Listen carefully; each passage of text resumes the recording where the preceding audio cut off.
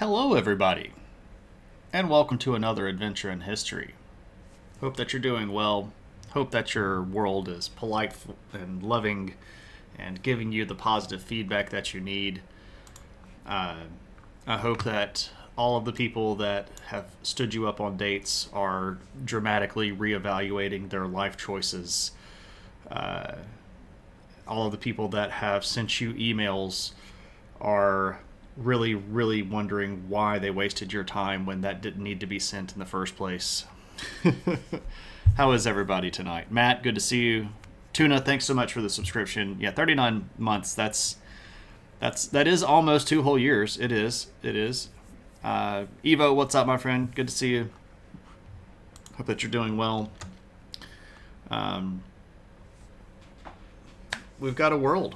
Yeah, it's a good time. It's a good time.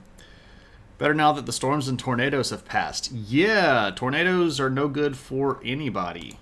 I'm glad that they are past your zone as well. And for anybody that might be in the path of storms, I hope that you weather them well. I don't know if it's necessarily the right time to give a pun there, but I guess we'll just roll with it. And I'm a horrible person.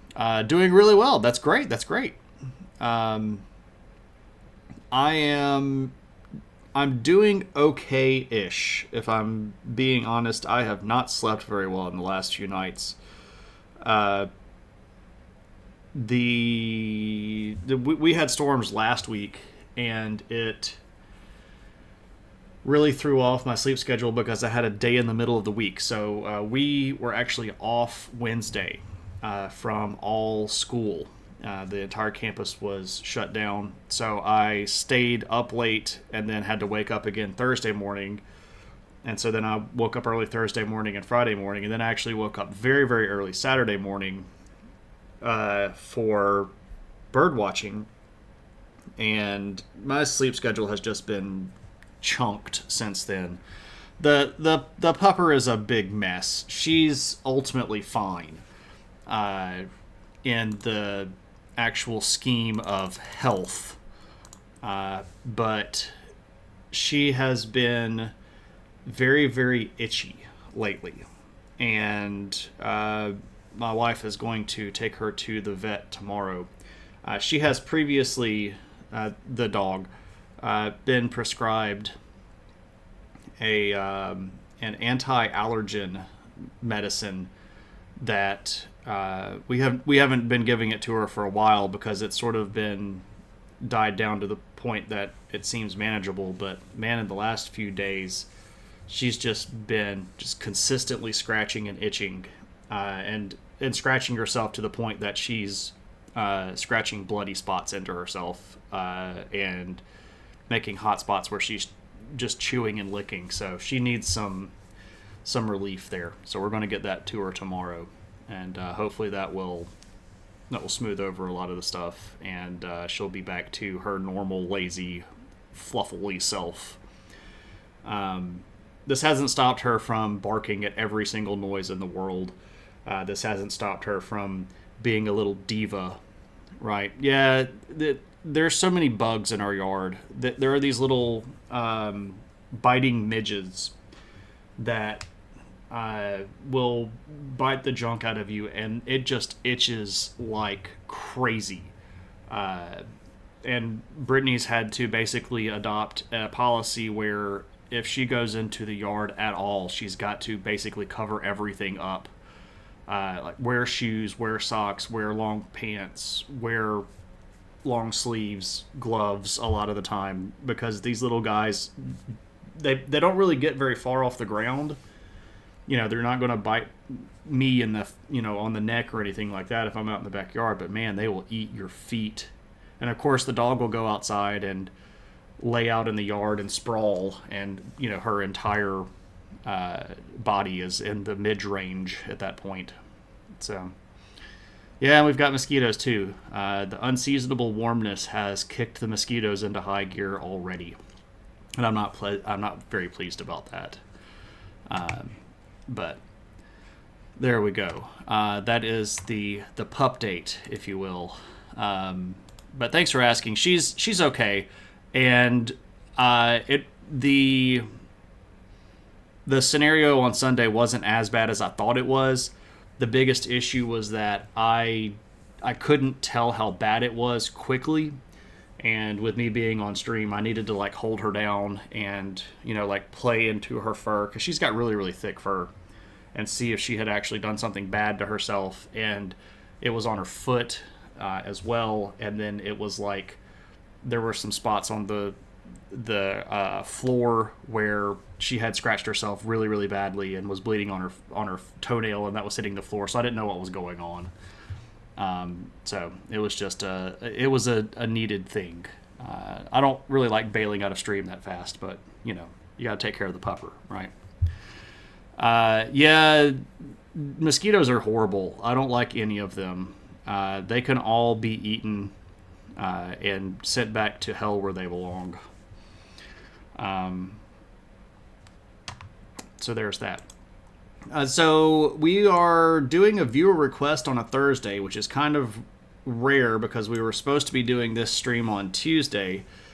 Aforementioned lack of sleep has struck again, and I prepared the entire stream and then did not save it to the cloud folder, and it sat on my computer hard drive at work, and I didn't realize that I had neglected to save it to the cloud until I was about halfway home. So at that point, I was not going to turn around and drive 30 minutes back to work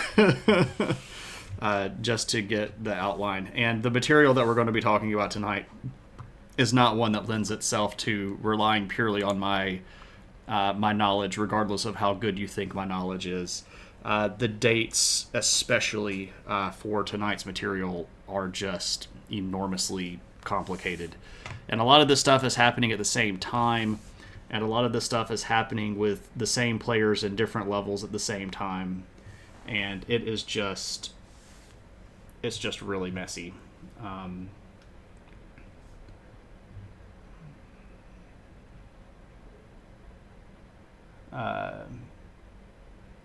Okay. I was just making sure that the puppy cam was activated in case the puppy decided to come in here.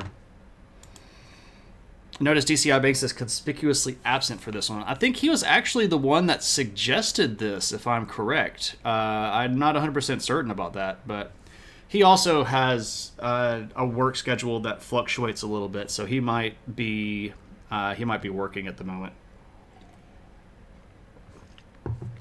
But we'll see. We'll see how it goes. Okay, let's kick it off. So, it was you. Okay, cool. I can't. When we do these where we have to vote on stuff, I can't ever remember who got them unless it was a big thing that people were like really pushing for multiple times. Or if Brittany's talked to me about it and said something like, I think I'm going to suggest this one. Because, again, Brittany has really good luck with getting people to vote for her ideas. So, anyway. You can't imagine the British coming out looking good after this stream. Well, I mean, there's a lot of conquest, and there's a lot of bad faith dealing, and there's a lot of death.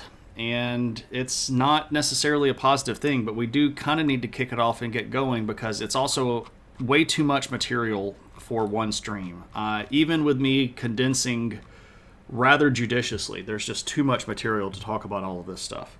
So, where are we going to start? Well, we're going to start with a group of people called the Mughal Empire, and we're going to note that they are the big, powerful ruler in India at this time. And eventually I'm going to be able to open my notes to type Mughal Empire. And we're going to start with a ruler named Jahangir, because he's going to be instrumental for some of this early stuff. Here is a picture of him. We're going to get some pretty cool artwork tonight. Some of these Mughal leaders are going to have pretty great images. Yeah, he's pondering his orb, right? With really cool wicked sun lines around his head. But this is Jahangir, and he was the ruler that's really going to start this whole thing off. The British are going to approach Jahangir's position with this guy. This guy's name is Thomas Roe, Roe. And this is going to be the relationships that sort of starts the whole thing off here. Thomas Roe was a British businessman and had been sent by James I, King of England, specifically to the court of Jahangir to open trade. And the goal here was for Britain to catch up. Britain was lagging behind fairly dramatically when it came to trade in global sense, but especially trade in India.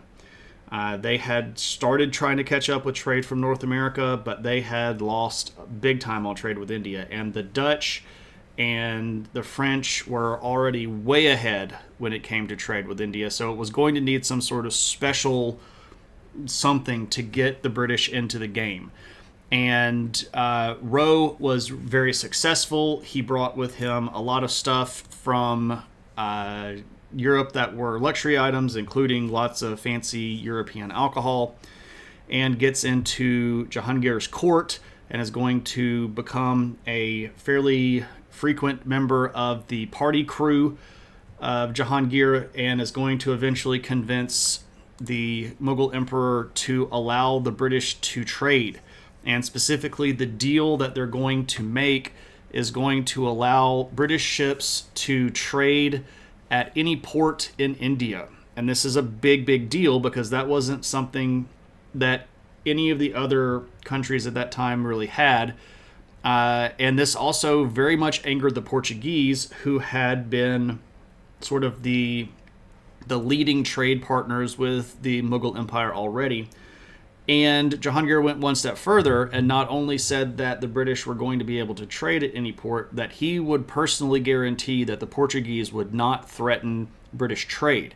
And he did so by making it very clear that the Portuguese were not to harass or threaten or even posture as if they were going to do so against the British.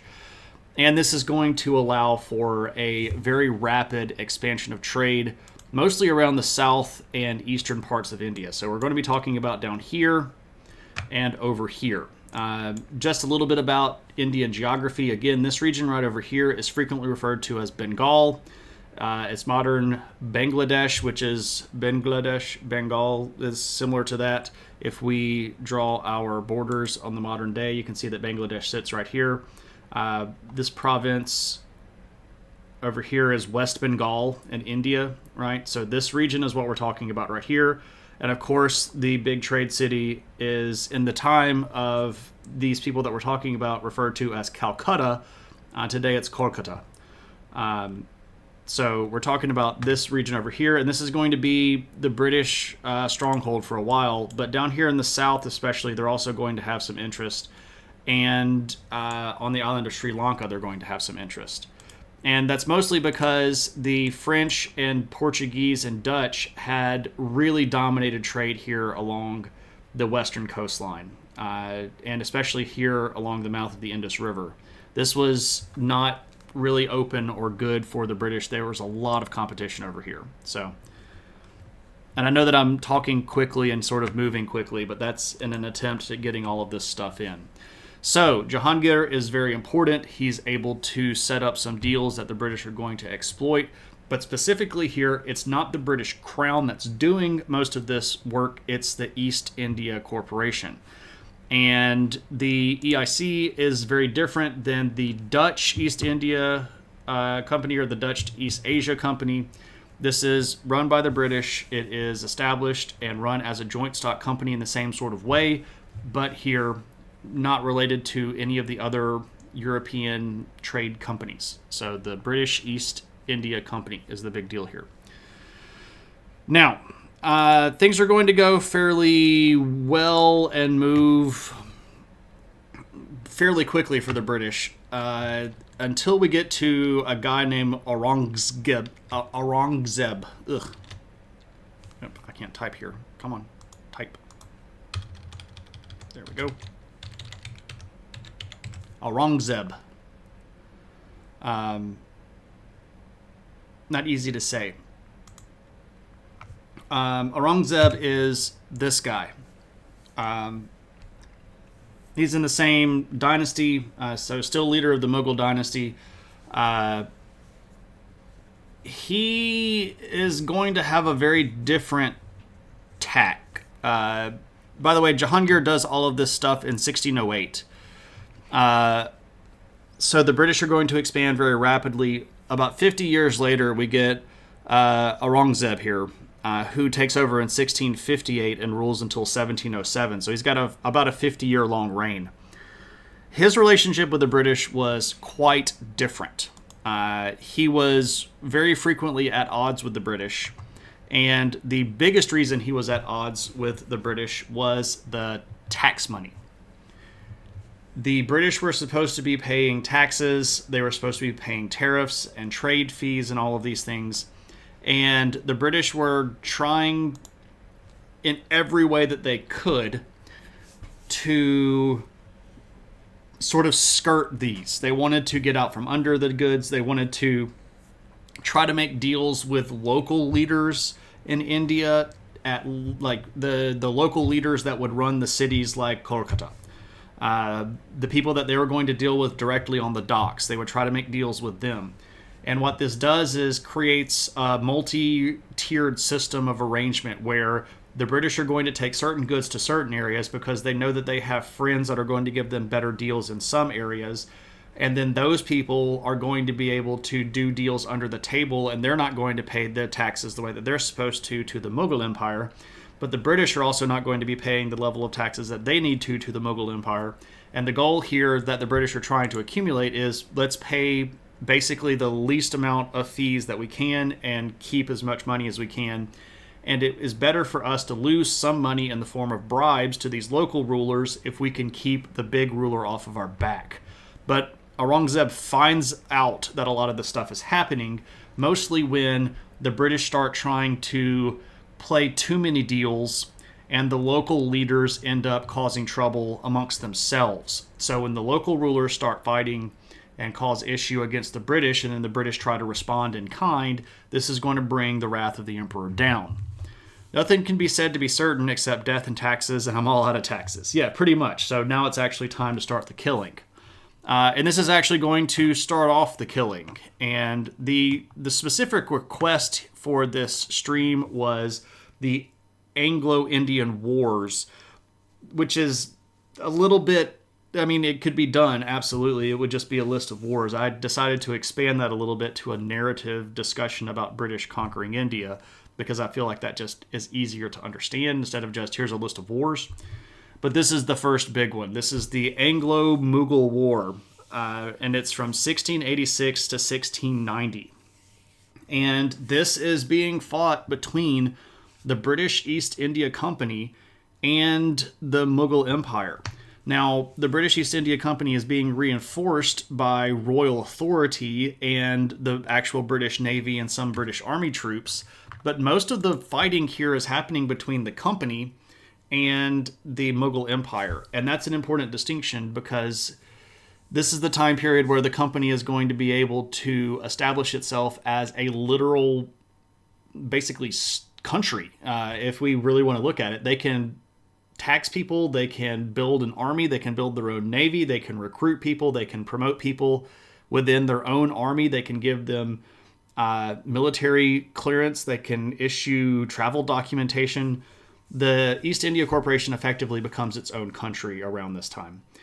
And it's a big deal because at this point, they did not have the strongest foothold in India that they thought that they did. And Aurangzeb is going to win this war, the first Anglo-Mughal War in 1690. And as a way to basically force the British into subservience, he makes the leaders of the company show up at the palace and do obeisance to him. So they have to like do like the knee walk and the stretching out on the ground and lying on their faces and bowing and scraping.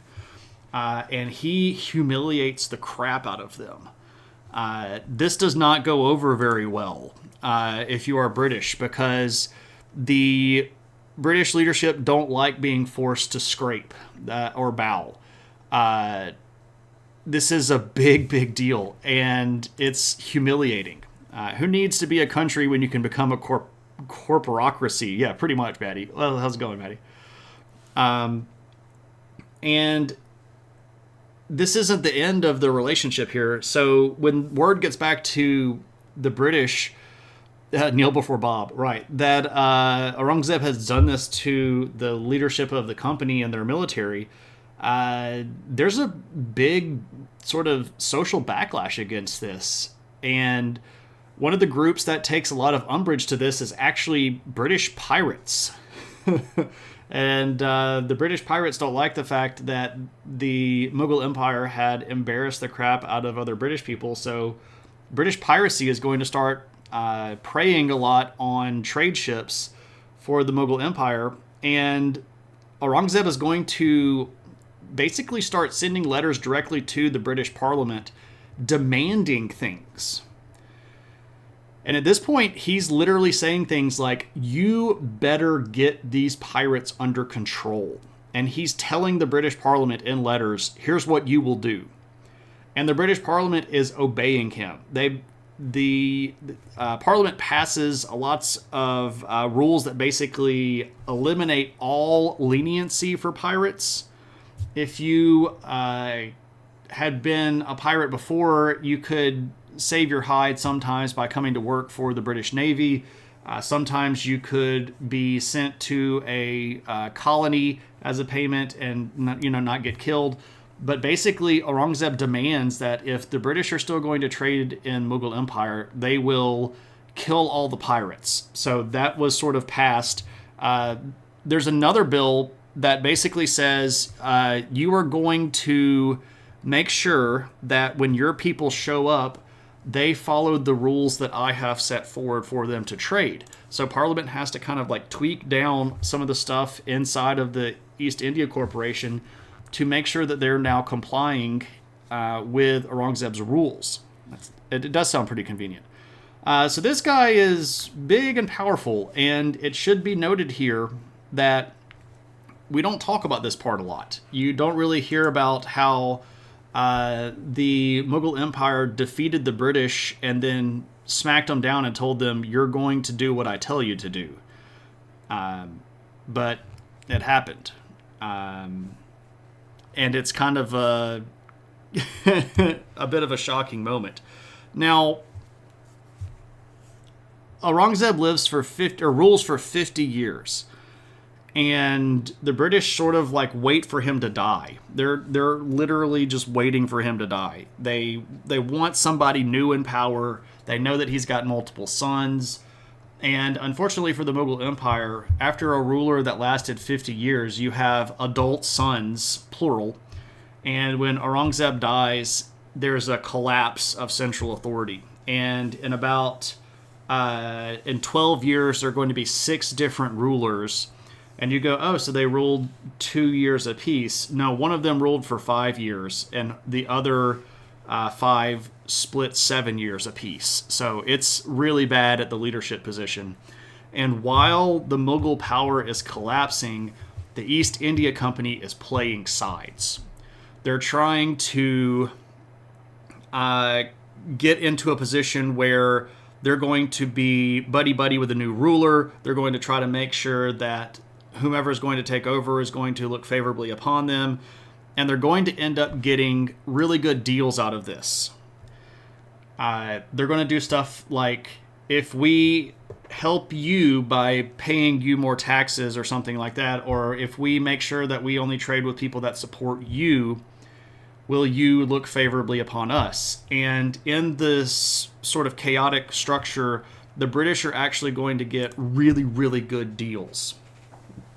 And one of the things that they do that they end up getting out of this is tax-free status if they're trading in Bengal.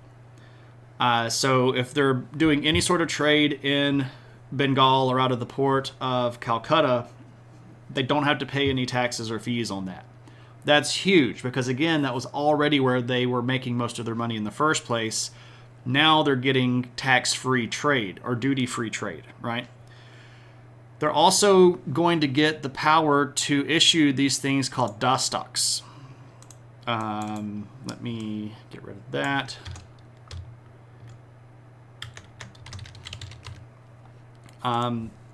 Dostocks are really, really important, and they're really, really powerful. These are passes that allow a specific trade exchange to happen without fees or taxes. So this is sort of like a get out of tax free card. And as a corporate / economic / political entity, getting to issue these things was a big deal. Now, they had to walk a little bit of a fine line because they didn't want to abuse this too much, because then we would run right back into the situation where they were previously, where they were ticking the Mughals off really badly because they weren't paying any taxes at all. But the Dostocks are going to be a big deal because this is giving them a lot of authority. If they can designate any trade free trade, that's a big one. This is also going to open up a lot of corruption because at that point, even inside the company, the heads of the company were going to start playing favorites. And if this ship is one that I own and I stand to make more money off of this ship than I do that ship, but I can also issue a Dostock to cancel the fees on my ship, guess what I'm going to do just about every time. This also means that I can be bribed if I'm the head of the company, because I can issue a Dostock to whomever I so desire. And if someone would like to approach me and go, hey, I'm going to give you an extra 5% of the cut of this ship if you allow for it to be tax-free, would you let it be a tax-free trade? And I can go, that sounds lucrative. Yes, I will. And just, you can see where we're headed here, right? This is just headed straight for Corruptionville. Now, the internal struggle is bad enough. And in the early 1700s, the leadership of the Mughal Empire was in really, really bad shape. But what's really going to set the whole thing awry is in 1739. In 1739, Persia is going to invade India, and they invade big time. They're going to sack Delhi, which is the capital. They're going to wreck most of the northwestern part of the country. So all of these big cities up here are going to get wrecked and looted, and many of them get burned. This is going to force a lot of people to flee. It's going to disrupt trade across the entire subcontinent, and it's really going to wreck the Mughal power base. And in the aftermath of this collapse, we're going to see a new player start entering the game. And this is the Empire of Maratha.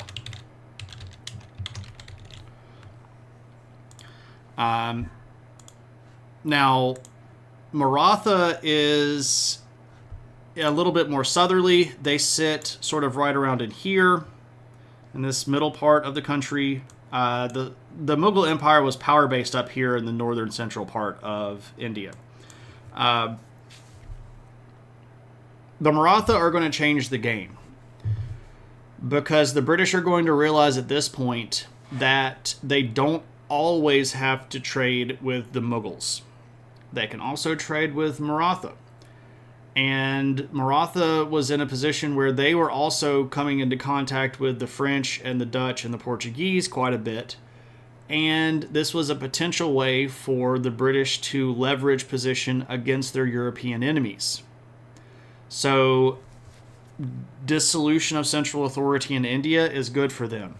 being able to potentially have another ally that they can use to disrupt the balance of trade in Europe, this is good for them. And this is going to be a really big time for the British. And they're going to take advantage of this almost immediately.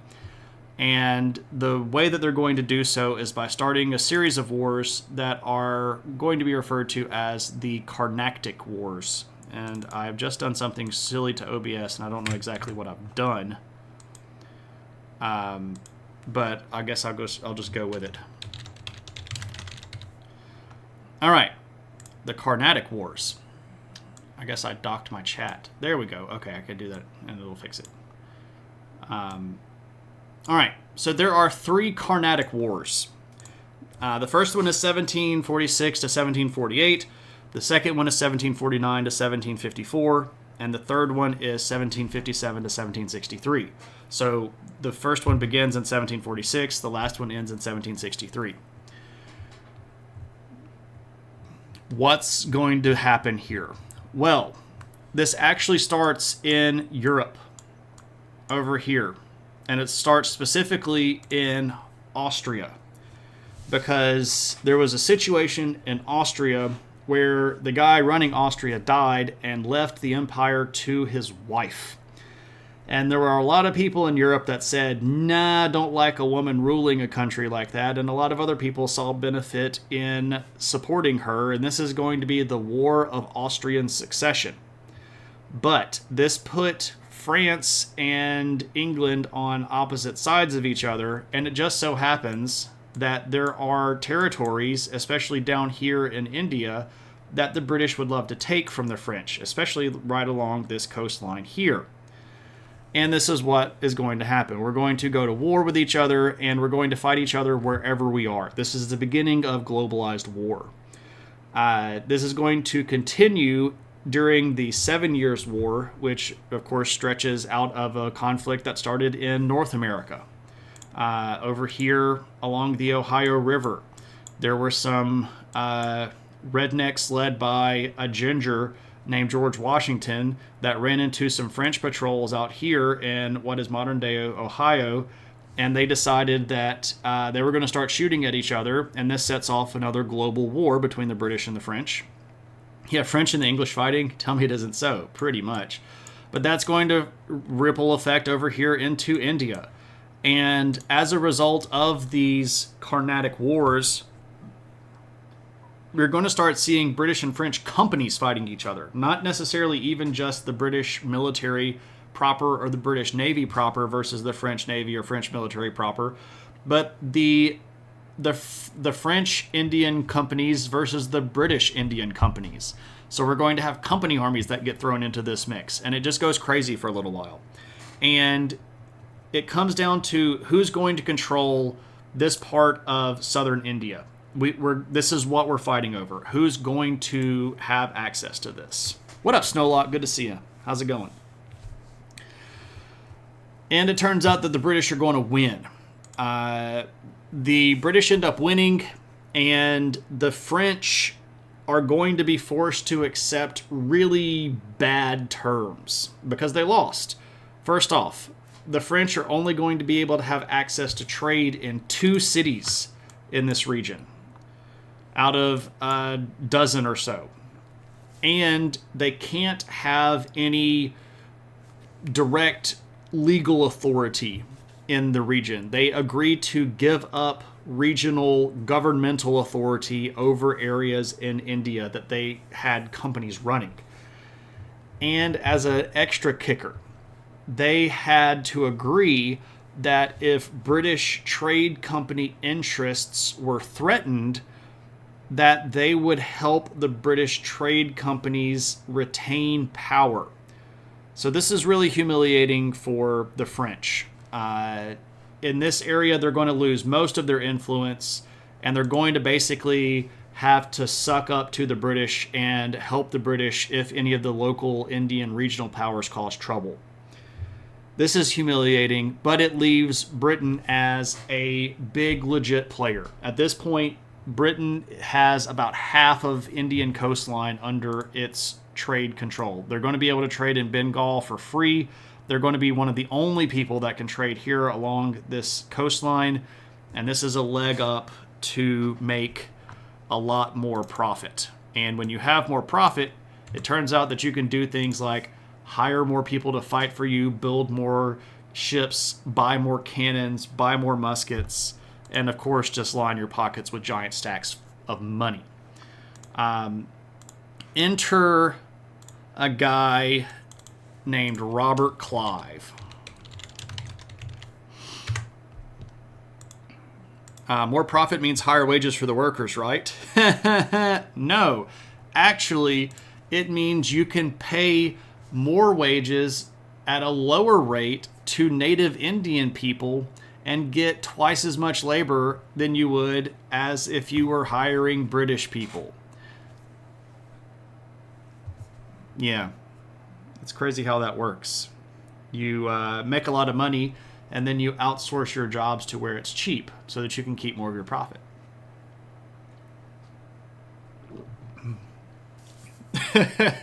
Natives staying there taking our jobs, right? Robert Clive. Who is Robert Clive? This is Robert Clive. I could do an entire stream on this guy.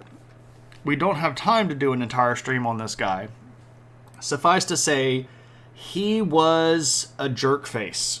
Of all of the British trade people that we talk about tonight, this guy is absolutely the most important single individual in the story, and he's also the most ruthless, bloodthirsty, greedy jerkface that we're going to talk about in the night.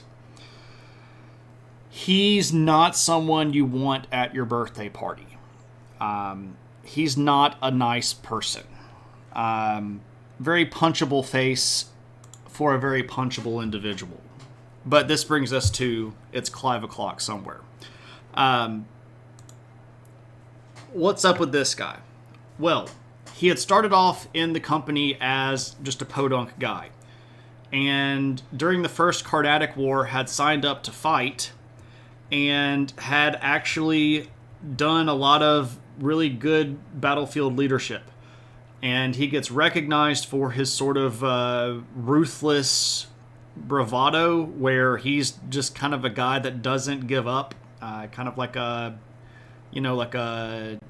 dog on a scent. He's just not going to stop or not going to give up. And during the course of the First Carnatic War, some of his military exploits are going to put him in the circles where he starts rubbing shoulders with the big people in the company that are making decisions.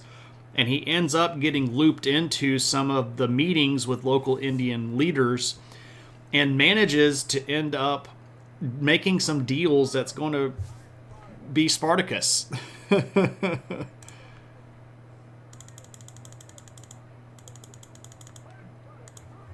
Nixolotl, thank you so much for once again being Spartacus.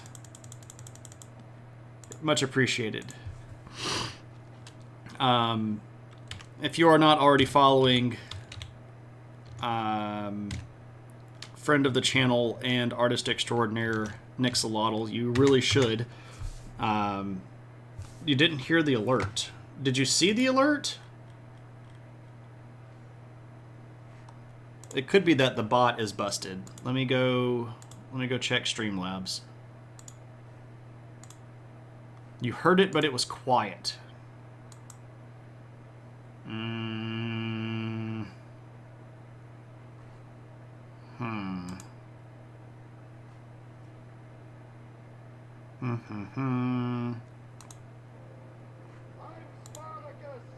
Was that better?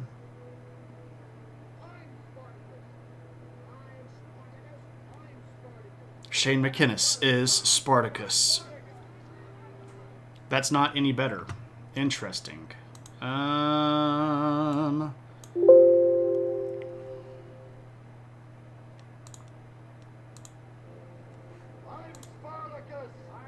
It's about as high as I dare.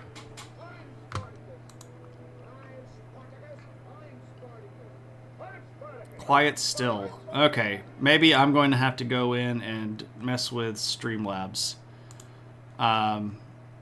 Okay, So thank you so much, Nixolotl. Everybody go follow Nixolotl, who is doing some really great art on stream and off stream. Really cool person to hang out with on stream. Philosopher. Okay, I dig it. I see where we're going here. Hey, fellow history nerds, what's up? Brit Conquest of India. Nice, indeed. This is a viewer request. We do these usually on Tuesdays, but I was a dum-dum and forgot to bring it home with me, so we're doing it on Thursdays, which is when we normally stream history chronologically as the world has gone on. And we started back at the beginning of history and have gotten now all the way up to like the 1200s. Next week on Thursday, we will be looking at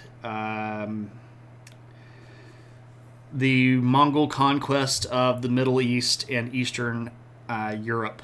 So that's what's coming up next week. And the sort of, we call it Adventures in History, going through history.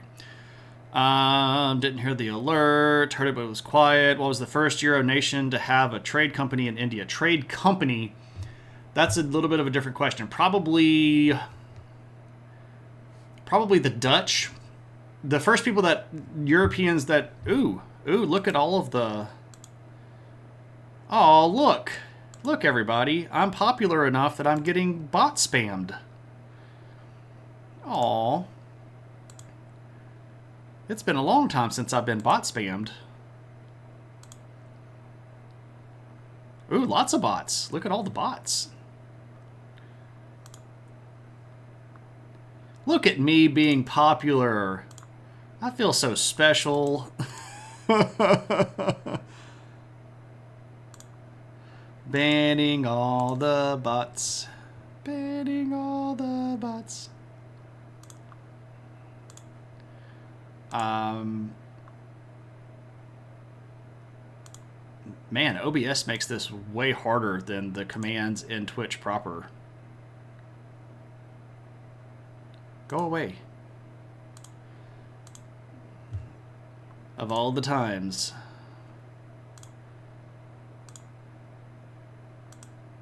Go away. I don't want to invite them to anything. I'm trying to ban them.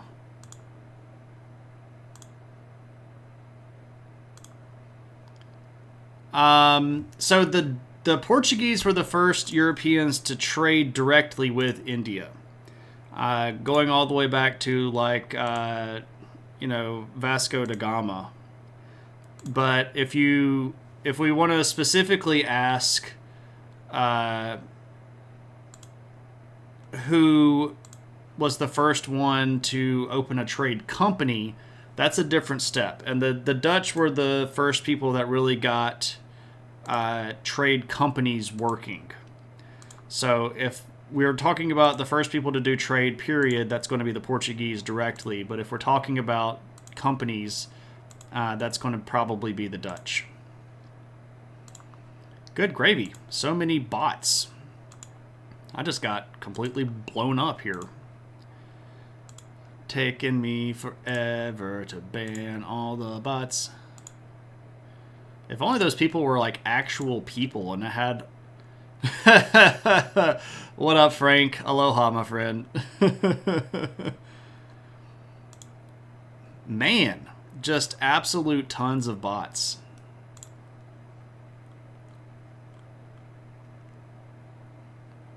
What up, Natty Science? How's it going, man? Okay, so I feel like I got all of them. Switch to follower only for a minute. No, I think I got them. Okay. Okay, cool. So Philosopher, welcome in first off. I saw that you were a first-time chatter. Good to see you. Welcome in. Hope you're having a good one. And to roughly clarify all of that stuff, if we're talking about first modern European country to sail to India to trade there directly, we're talking about Portugal. If we're talking about first country to set up a company, that's going to be the Dutch. The Dutch were the leaders on that. Wouldn't the first trade period be the Greco-Romans? So the question there is, do we have direct trade? Do we have direct trade between the Roman Empire and the polities in India? That's a tough question. I know that the Romans knew that India was there, but are they sending ships to India directly? I don't think so. I think that most of the Roman Navy is going to be hanging out in the Mediterranean, but I do know that we're going to get merchants from the Middle East that sail from the Red Sea up to Egypt and move stuff in that way. And there's also going to be trade from places like Persia that go along the Persian Gulf that pop over to India. But I don't know if we're going to see a Roman from, say, Roman Egypt getting in a ship and sailing all the way over to India directly to trade and then coming all the way back. I don't know if we have evidence of that. If it did, it wouldn't surprise me too terribly much. We do know that there was idea flow. There's idea flow that, is Indian ideas and India philosophy that's moving over into Central Asia, and then that's sort of affecting stuff over here in Europe. But as for direct trade, I still think it's probably still the Portuguese. Yeah, probably so. GCHQ doesn't like this stream. That's quite possible. Portugal, yeah, the trade modern sense. Sure. What's up, Baylor? What are the British trading with? At this point in history, we're talking about, right now we're talking about Robert Clive, who is going to play a really big role in the mid-1700s in India. The stuff that's moving around is pretty varied, and the British are moving stuff to India, and the Indians are moving stuff out. Obviously, here, spices are still a big part of the trade. Textiles in the form of cotton are pretty big. You're going to see lots of precious metals being moved out of India, and the stuff coming from Britain into India is going to be stuff like manufactured goods. A lot of the local political leaders really like the idea of getting their hands on British muskets. Of course, the company is going to be fairly judicious with trading those to people. They don't want to necessarily get a whole bunch of armed natives. That actually is going to be a problem in about 100 years in India when we talk about Sepoy Rebellion, but that's sort of spoiling the end of the stream. They're also bringing in quite a bit of food. The Industrial Revolution is getting into its earliest kicking off points, and Britain is exporting food at this point. Maybe not all the way to India in the we're going to feed an entire thing kind of way, but like delicacy kind of food, that stuff. Pro tip, armed natives is bad for an empire. This is true. So specifically here we're talking about the 1700s. Yeah. So Robert Clive is fighting in the First Carnatic War, which is sort of his first big foray into Indian affairs, and the First Carnatic War is 1746 to 1748. But he becomes much bigger after that. And I know that we had some new people kind of come in, so once again, wrong button. Here we go. This is Robert Clive. This is the guy that we're talking about right now. Proper British gentleman, right? Also, just as a bit of a refresher, giant jerk face. So, fights in the First Carnatic War, manages to get into the political structure of the company, starts being included in debates, manages to get some really important trade agreements in this region going, and during a particular period of time where Calcutta decides to try to rebel against British influence, he's going to be the one that the East India Company puts in control of the military to go take back Bengal. Specifically, the local Nawab of Calcutta had, and Nawab is like basically a governor, more or less. It's more complicated than that, but we can call him a governor without having to go too deep into it, and it'll be effective. He's the guy that runs the region.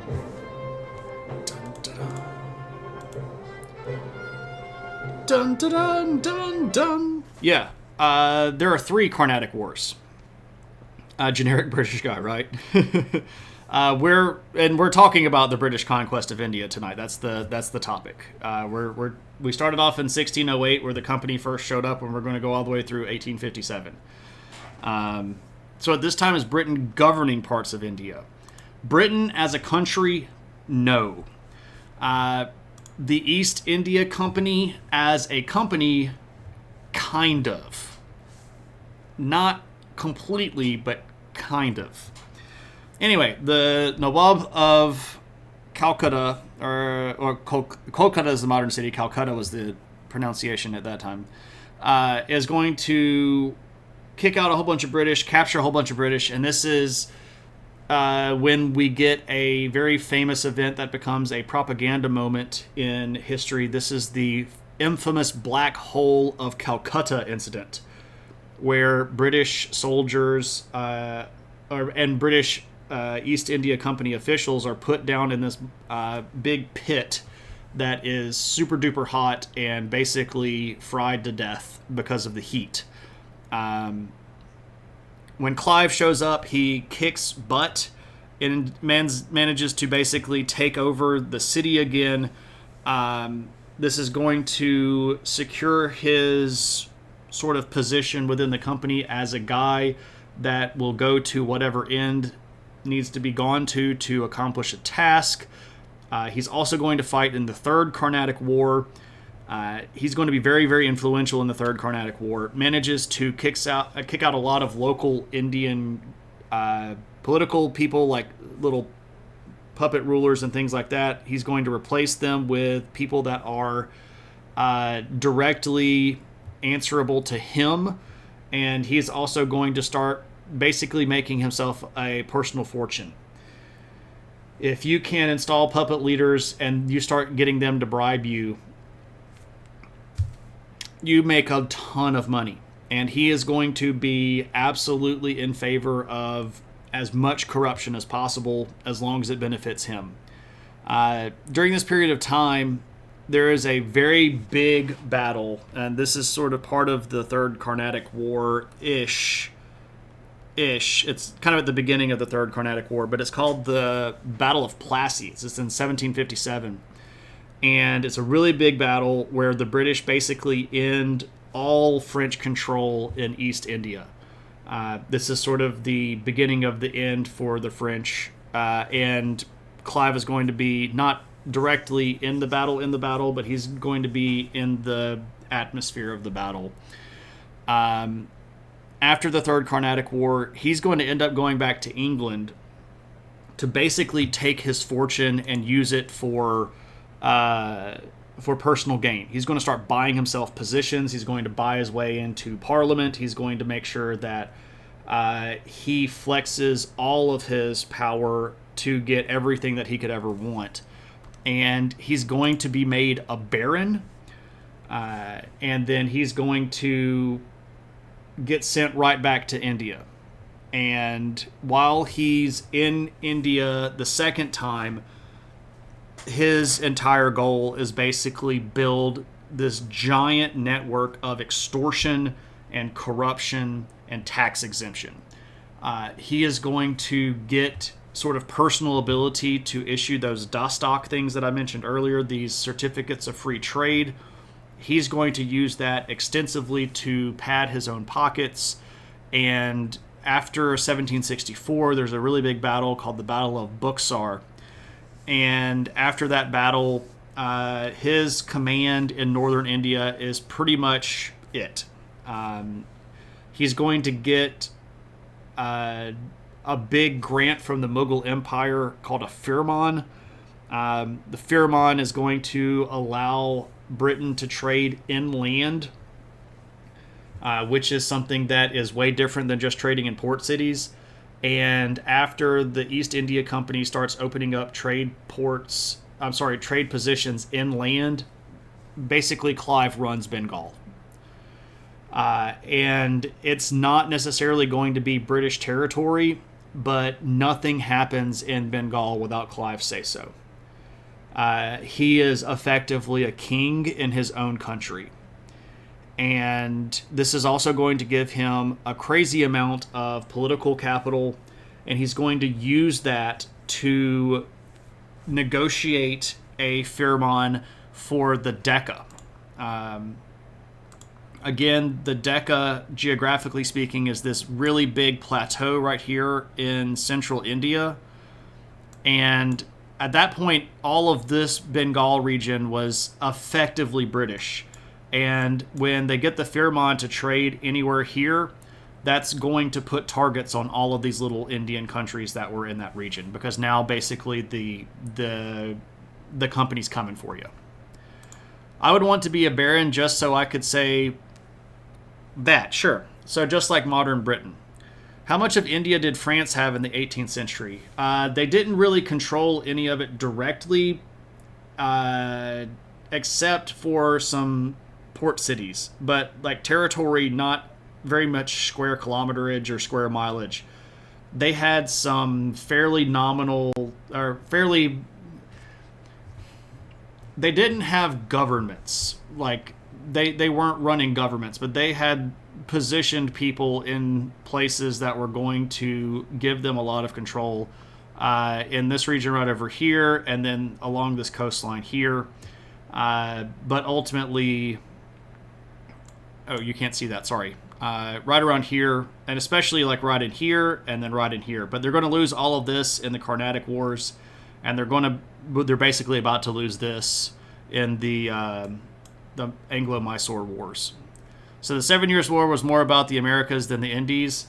The 7 Years' War turned into an entire global conflict. And I say this without any sort of irony or sarcasm. It's the First World War. It really is. World War I should be the 7 Years' War. And it's way more important than a lot of people know about. And honestly, I think that would be a great viewer request stream. So keep that in mind if anybody wants. Or the 9 Years' War if you're an American. Oh, no. So if when we talk about it in America, we call it the French and Indian War, which is really confusing because it assumes that the French and the Indians are fighting, but it's really the French and the Indians versus the English and the colonial English people. So, yeah. Anyway.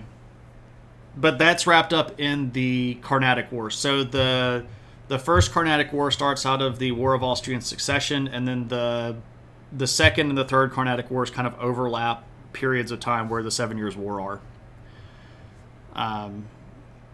So there's that. Anyway, with this contact here... Oh, I should show this map. This maybe will help us out. So let's look at the map. Everybody's favorite thing to do. Okay. Here we have India in 1765. And if you note, this is at the time... Oop, no, sorry. Here we go. 1760, at the time of Clive.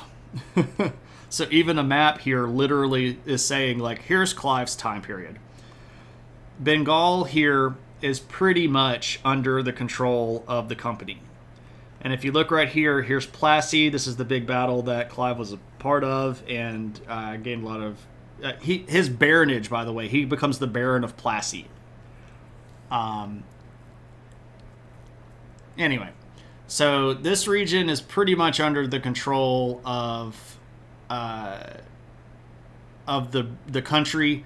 And this is Maratha. We've mentioned them being a thing. Maratha was big deal because we're about to start looking at this little guy down here. This is Mysore. Right? Mysore is about to go bye-bye. Because the next things that we're going to talk about are the Anglo-Mysore Wars. So, there are...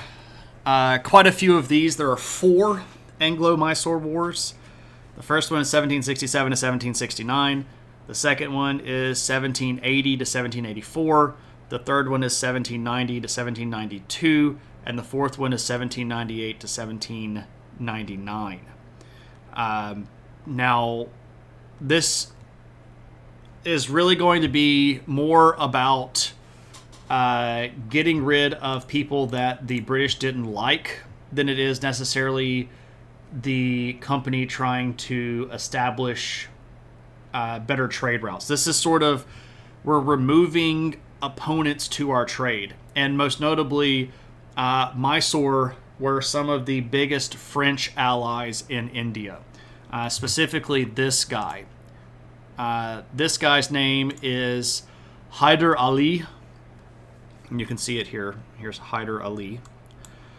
Hyder Ali was the head or the leader, the Sultan of Mysore at the time, ally of the French, and according to British East India Company decisions, he was the enemy. And this is pretty much going to be, again, it's just a war of removing somebody that they didn't like. The British are going to ally with the Maratha, and they're just going to beat the junk out of Mysore. The first war goes kind of questionable, but by the time we get to the second and the third, the British are going to start having the upper hand. And this guy's going to start playing a role in it. If you know anything about the Revolutionary War in America, you may have heard of a guy named Charles Cornwallis. This is Charles Cornwallis here. Of course, Cornwallis was the head of the British Army in the end of the Revolutionary War. He was the guy that decided that it would be better to stop fighting in the New England colonies and move down to the South, where there were more royalists, and wrecked pretty much all of Georgia, South Carolina, North Carolina, but was eventually rounded up at Yorktown and defeated in 1783. He got put on a boat and basically shipped not directly to India, but almost directly to India with some of his soldiers, and told, okay, well, if you can't hold on to the colonies in America, go kill the Mysore. And so Charles Cornwallis had a bit of a chip on his shoulder for losing so badly to those territorials. He also hated the French, and it's also worth mentioning that the Americans would not have won the American Revolution without the aid of the French. So here we have Mysore with French aid, and Cornwallis just beats the crap out of them. This is going to end very badly. The world turned upside down. It kind of did. This guy is going to be the sort of last gasp of Mysore. This guy's name is Tipu Sultan.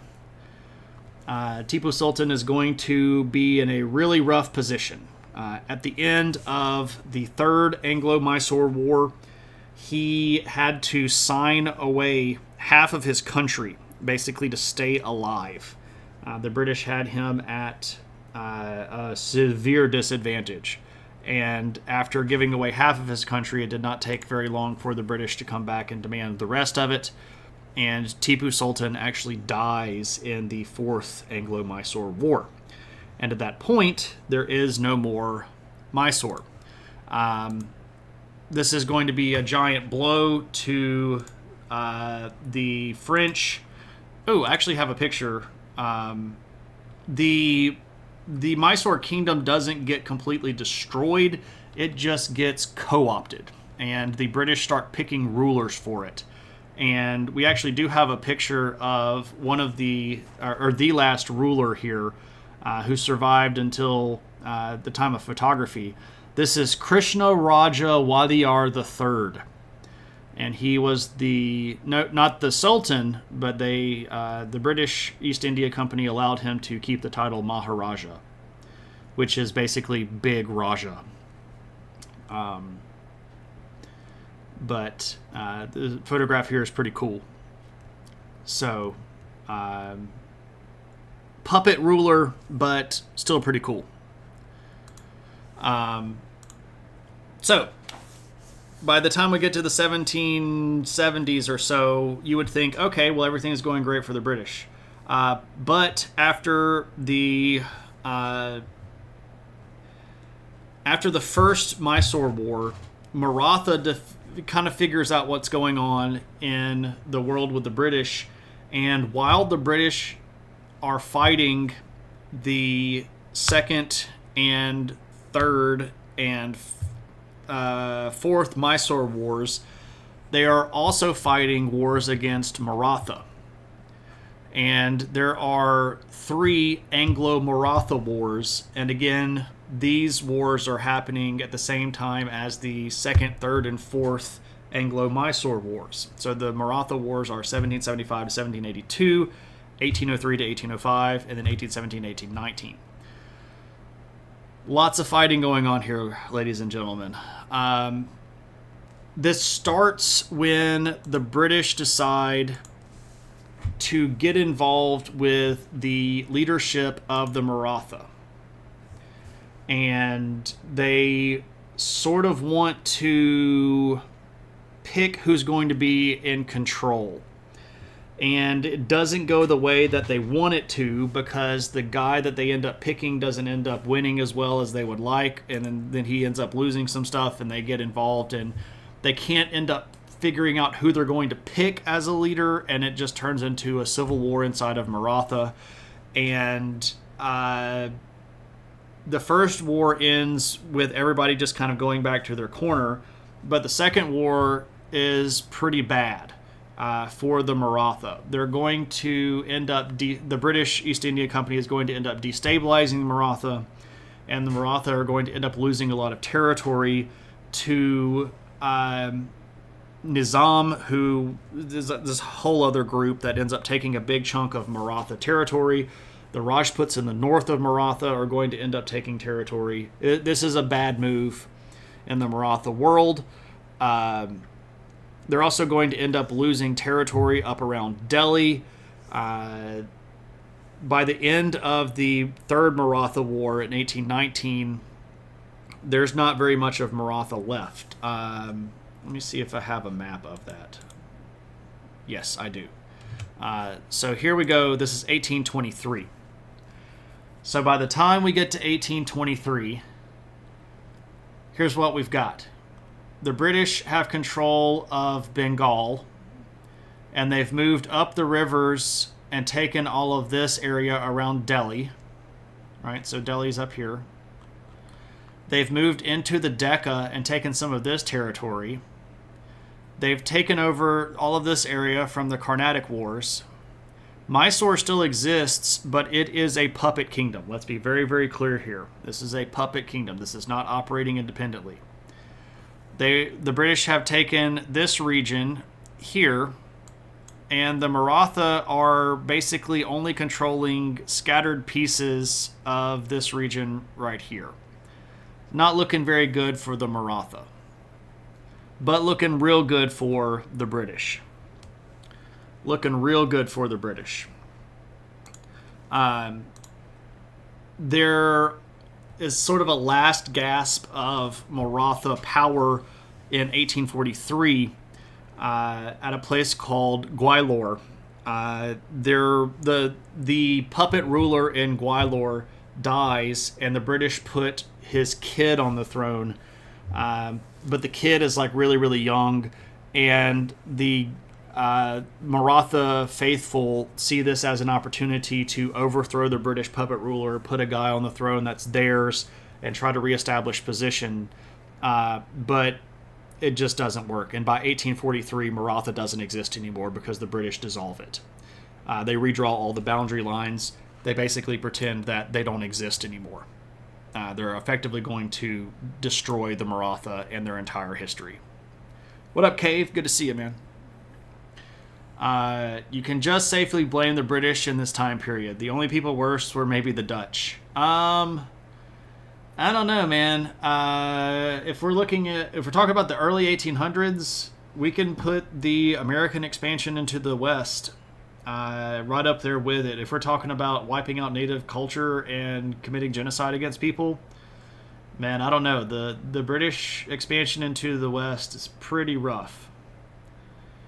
How did the Maratha fight the Brits? Surely not in open field type stuff. Oh, they did. And Natty, what's actually really interesting here, and I thought about including this, but I didn't think I would have enough time. I'm actually making a lot better time than I thought that I would. We're not done yet. We've still got a lot of stuff to do, but I'm making better time than I thought that I would. The Maratha had some really wicked weaponry.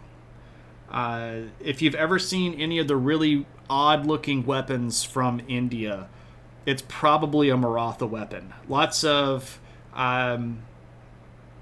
weapons that you hold in your hand, but are these big blades that kind of stick out, like these big pointy blades.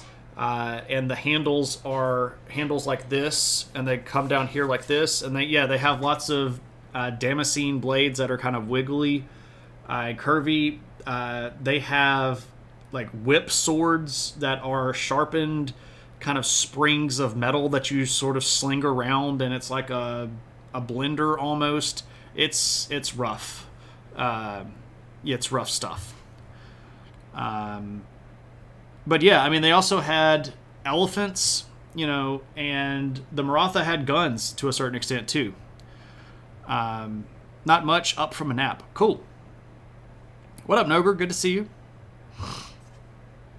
The Americans were still sort of British. The apple doesn't fall far from the tree. Well, you learn from your parents, right? Anyway, moving on. So, with the Maratha gone, now the time is come to look this direction, specifically here, towards Burma, because, if we're going to be conquering this region, why not conquer this region too? Ask some Central African nations how the Belgians treated them. Yeah, that's true. Like Congo, yeah. Like half the population of Congo. What up, Lopta? Good to see you. Welcome back in. It's been a minute, but that's cool. Hope you're having a good one. Gotta have Burma. Gotta add it to the group. So we have 3 Anglo-Burmese wars, but we're only going to talk about 2 of them right now because the last one is later on. The first one is 1824 to 1826, and the second one is 1852 to 1853. So what ends up happening is that when the British took over Bengal, a lot of the little border zones right here were part of a confederacy or several small kingdoms.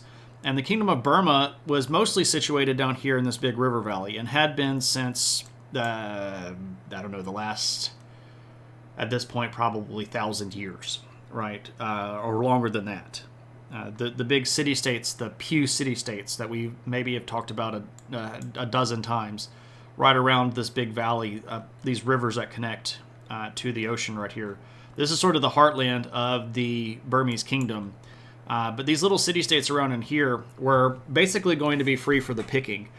And the Burmese government starts expanding that way, attacking some of these smaller groups. And as a way to try to gain some level of independence, these little groups run to the British in Bengal, and they say, hey, the Burmese are treating us badly. Would you offer us some protection, and we'll be friends with you, and we'll trade with you? And of course, the company just sees dollar signs, and they're like, heck yeah, this sounds great, so we'll take you under our protection. But the Burmese government doesn't really care very much about dealing with a British trade company, so they continue to expand. But then the East India Company is going to use this as a reason for war, right? You've attacked our allies, and now you feel the wrath. And this is going to basically lead with an expansion of territory. And the first Anglo-Burmese war is going to result in a big old chunk of this territory right here basically just falling under control of the British. And the second war is literally provoked. It's the British want to take all of Burma and bring the whole thing into the territory, and they really want to go over and take Siam, which is modern-day Thailand, as well, but they need Burma along the way, right? So they decide we need to come up with a reason to go conquer Burma. And they end up provoking an absolutely needless and pointless naval battle, and that's what spirals into the Second Anglo-Burmese War, where they basically take over the rest of the country. So it's directly proportional. I'm sorry, it's directly unproportional. Like the stuff that happened to set off this war is not enough. They were just looking for a reason to conquer it.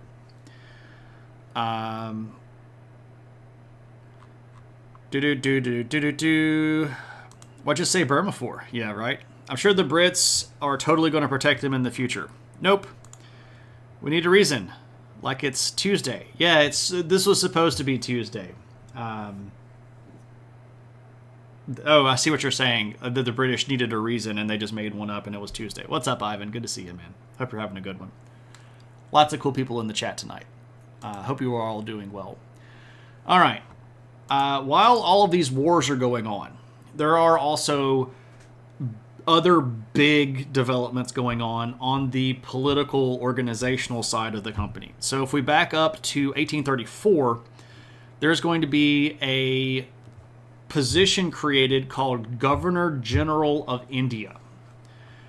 And Governor General of India is specifically a position within the British East India Company that is positioned or appointed by the Crown to handle basically government level function inside of the territory held by the East India Company. Because at this point, the territory was a substantial portion of the entire subcontinent, and the government was getting a little bit skeptical of how powerful the company was. And creating the position of Governor General was the Crown's way of going, look, we see you. We're going to send some people. These people are going to be in charge, and you need to make sure that you're doing what they tell you to do. And the guy that's going to get this position first is this guy. This guy's name is James Ramsay. The first Governor General of India. This is in 18... and he's... Well, no, he's not the first one. He's just a really powerful one, sorry. He's in 1848 to 1856. This guy's going to be in charge of basically okaying a lot of this war stuff. The company's military power was starting to get a bit scary, and they kind of needed to ask for governmental control, or I'm sorry, governmental blessing, and he's going to end up giving them a lot of it. He's in a lot of these big decisions, and he is one of the guys that sort of architects the eventual transition that's about to happen, because when especially during his reign as Governor General of India, he makes it very clear to the royal authority at this time, who was Victoria, that the company was basically a superpower, and that if they weren't checked, they might end up rivaling the government itself. So Ramsay's really important in doing so. Also, we have an attempt by the British to invade this direction.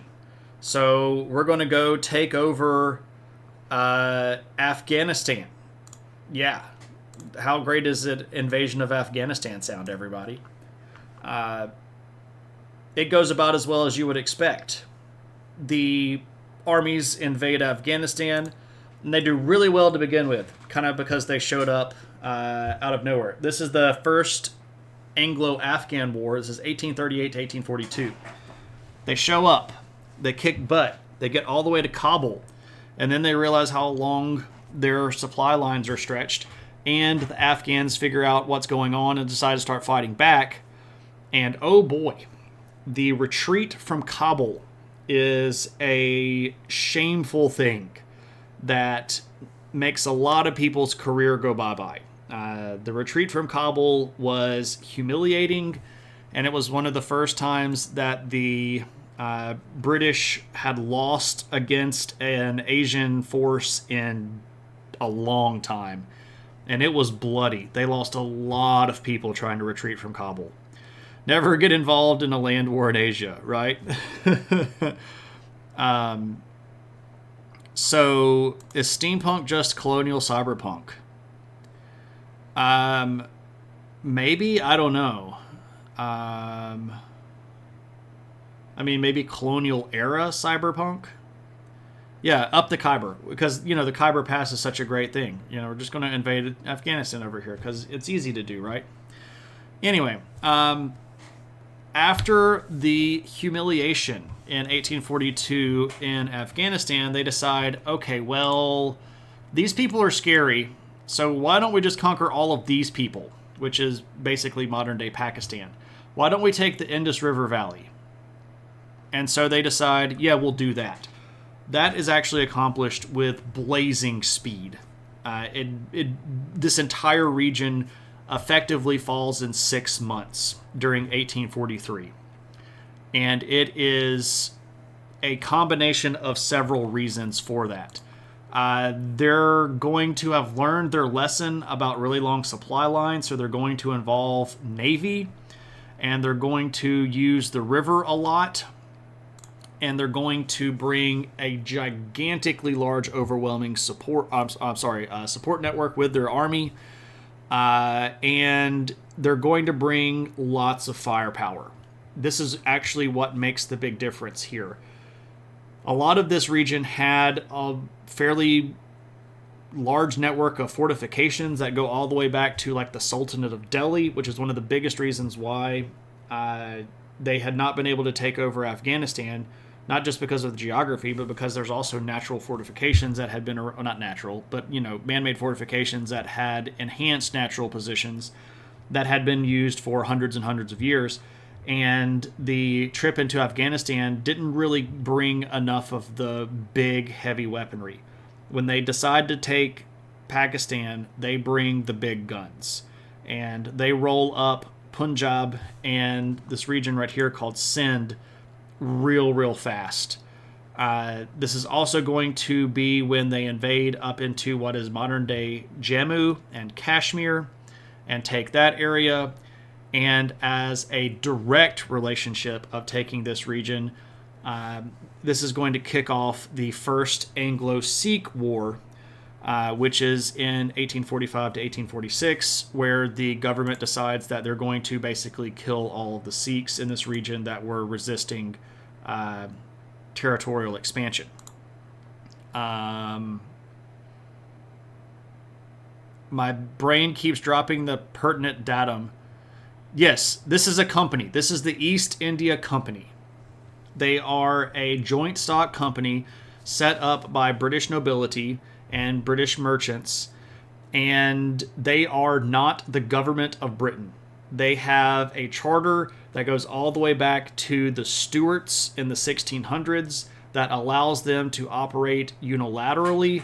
They have an unlimited length of that charter. It's not unlimited. The charter said that they could continue to operate as long as they did not have 3 years of a loss in a row. So as long as they kept turning profits, they had a perpetual charter. If they made a loss 3 years in a row, their charter would have to go back before the king. But that happened in the 1600s, the early 1600s, and now we're into the mid-1850s, and they are still making literally a killing. And again, they have their own military, they have their own military structure, they have their own command structure, they have their own navy, they have the right to hire mercenaries. A lot of the armies of the East India Company were local people from India or Afghanistan or Nepal or Bengal that were hired as soldiers for the army. They were all being commanded by a upper echelon of British commands. A lot of people that were formerly in the British military rolled out of the military proper and into the East India Company's command structure of their military. And you could retire with a military pension from the company. It was basically a country of its own. But it wasn't a state, it was a company. You have these huge corporations that run everything. Weird, new, life-altering tech. Yeah. Imagine Microsoft conquering Afghanistan. or Amazon conquering the Amazon. Yeah, kind of like that. Do you own a red coat? If not, what? Dole conquering Hawaii. Yeah, the National Fruit Company conquering Guatemala. Yeah, there's a lot of these examples. So did the British company leaders use Brit battle tactics? Yeah. They had a pretty strict structure where you fought the way that they told you to fight. You might be allowed to use your weapons because the East India Company wasn't necessarily interested in arming you too much. So if they hired you, you would fight with your weapons, but you would fight with British tactics and in command with British officers. They would tell you where to go and how to attack, and the British would just adapt whatever battle plans they had to whatever soldiers they had and whatever those soldiers could do. But yeah, it's kind of a hodgepodge military. And a crazy powerful one. Now, in 1857, things are going to go really badly. And one of the reasons things goes really badly for the British is that a lot of these people that had been natives, and they get called a lot of different things, but this sometimes gets referred to as the Indian Rebellion. Sometimes it gets referred to as the Sepoy Uprising. The word Sepoy was a very common term for a local Indian person that had been drafted into the East India Company Army. But with all of this fighting, a lot of these local Indian people had a whole lot of experience. And in 1857, they're going to rebel. And this is an incredibly big rebellion, and it takes place in pretty much all of northern Indian territory. And this is going to be very, very damaging. It's going to be incredibly costly. More than 1 million people in India are going to die during this. And a lot of that comes from, Gatling guns. A lot of that comes from cannons. A lot of that comes from disease, because one of the things that the company decides to do as a way to contain this is to shut off the movement of food in the country. And without food moving around, people literally die from starvation. They also cut off medicine, and this allows lots of stuff to spread. Gatling guns makes you think of Amritsar. I'm not actually familiar with Amritsar. If you could fill me in, that'd be great. If it's not something you want to talk about, that's cool too. But this is really brutal. And when the British decide that they have to win this, the company decides we've got to win. They're going to finally kill off the last of the Mughal emperors, but that was a puppet position and had been for almost 100 years at that point. And they're going to regain control in 1858. But this is going to be the catalyst that finally makes the British government go, you can't run things anymore. And in 1858, the Parliament of Britain is going to pass something called the British India Act, which nationalizes the East India Company. And all of the territory controlled by the East India Company then becomes colonial India. And if we look at what that looked like, here we go. So all of the pink stuff is territory that had been conquered directly by the East India Company. Now, the yellow stuff was ruled by locals, but let's be very clear here, they did not have control. The yellow stuff was under puppet rulership by the British, because you can see here where the big boundaries are. These big, thick, heavy red lines, this is what's going around the outside of it. And if you are inside these things, you are under British control. And the India territory was huge. This is Pakistan all the way through what is modern-day Myanmar. Looks like they left Sri Lanka alone. They had the northern part of Sri Lanka for a long time, and they ended up making deals with that with the local Tamil leadership, and it was theoretically an independent kingdom, but if we're being for real, Sri Lanka didn't really have a lot of independent ability. It wasn't directly under British control, and it wasn't necessarily even a client kingdom, but it also wasn't really free to make its own decisions completely by itself. Most notably because the British at this point controlled everything in the region, and Sri Lanka just wasn't big enough to really stand up to them if they decided to bully them around, which they did very frequently. And of course, later on, they're going to end up just taking the whole island and adding it to the whole thing anyway. Because here's the deal. I've chosen to stop the discussion at the point where Britain takes over India as a colony. Victoria doesn't get crowned the Empress of India for another 20 years in the 1870s, and there's another 20 years of fighting.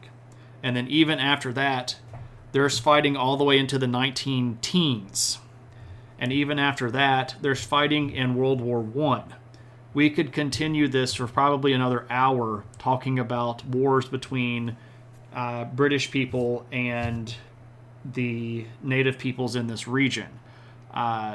We just don't have time to do it because I sort of whirlwinded that entire thing anyway and left a lot of stuff out just to get to a point where I felt like I could sort of say, and now we're done.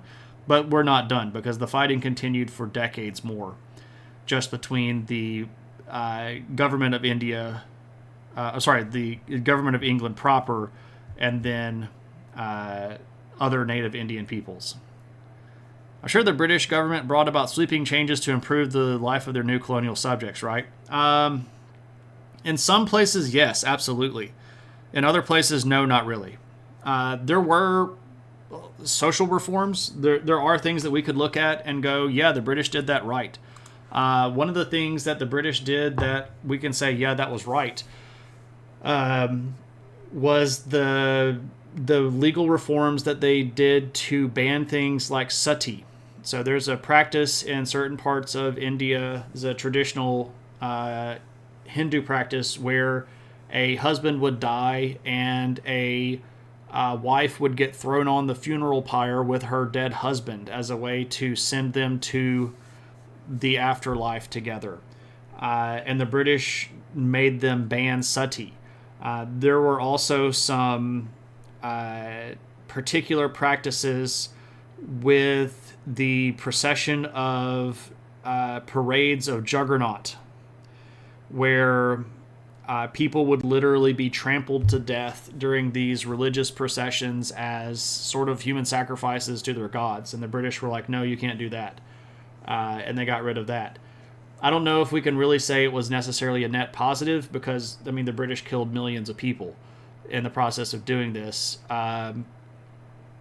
And India today is still very, very messed up from the impacts of stuff that was happening in India during this time period that the British were doing. It's always hard to say overall. We could always point at the evils of colonialism, but in a lot of these cases, there were things that were bad that aren't around anymore. And I mean, they of course tried to do things like bring democracy, and they tried to bring rule of law. They tried to bring all of their culture. This, of course, is the white man's burden, that you maybe, if you've ever heard of Rudyard Kipling's poem, The White Man's Burden, that was about this time period. Bum ba-dum. Bum ba-dum dum dum. I don't know how to say that.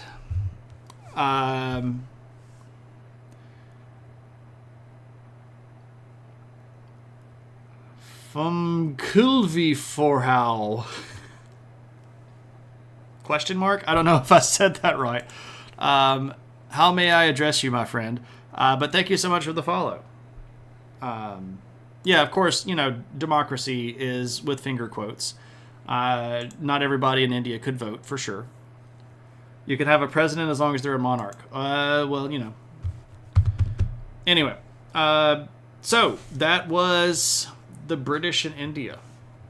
And it was a very abbreviated rush through version of the British in India. Would the partition of India be enough for a whole stream? Yeah, for sure. Yeah, we could totally do a partition of India stream. So, there we go. For a too long didn't read. Yeah. There's sometimes streams are really easy to do, and you can get through the whole story. And other times it's just like, So if anybody has any questions about any of this stuff, I'd be happy to answer. There's a lot more to this story.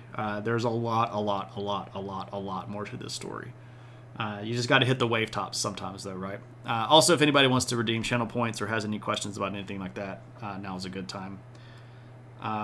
Otherwise, we'll try to see who is around. Oh, I need to ask about this. Can you see the final map again? Sure. Oop, wrong button. There we go. I built these, really great hotkeys, and I keep hitting the wrong hotkey because that's really easy to do.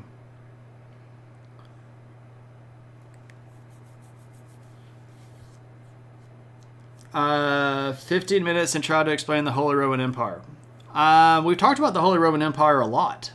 And honestly, if somebody had said, hey, let's talk about the Holy Roman Empire, I would say, no, we can't do that. Because, that's 1,000 years of history, right? It goes all the way from Charlemagne to basically Napoleon. So you can't do 1,000 years crammed down into one thing. I would ask for somebody to narrow that down. Like, are we talking about Habsburgs? Are we talking about the end of the Holy Roman Empire? We've already actually talked about the beginning of the Holy Roman Empire. We've done that on 30, or in the. It's about 30 streams ago, yeah. I can't remember how far back.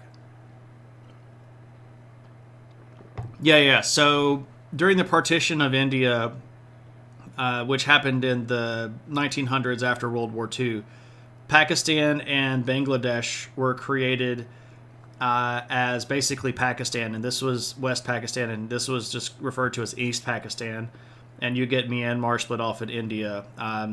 At that time, Sri Lanka was part of India, as was most of this stuff over here.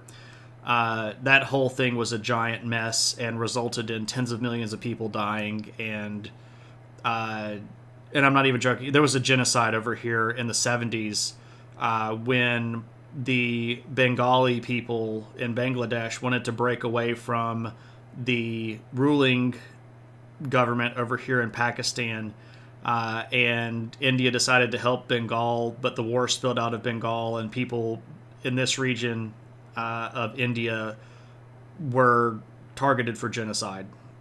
It was really, really, really freaking rough. And now Indians are doing some Israel-Palestine stuff. Yeah. Kashmir up here is one of these countries. Like, if we go over here, well, let me actually do this guy.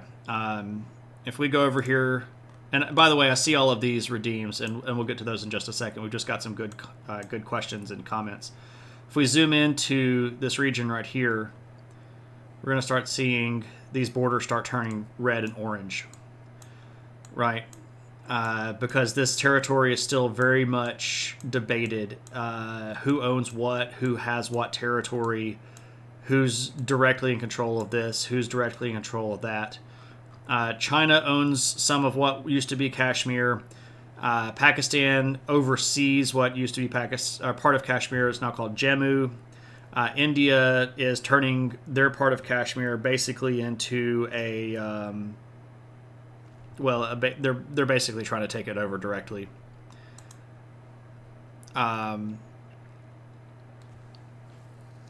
Kashmir is the best Led Zeppelin song. Fight Me. It's a good one. It's a good one. I don't know if it's the best one.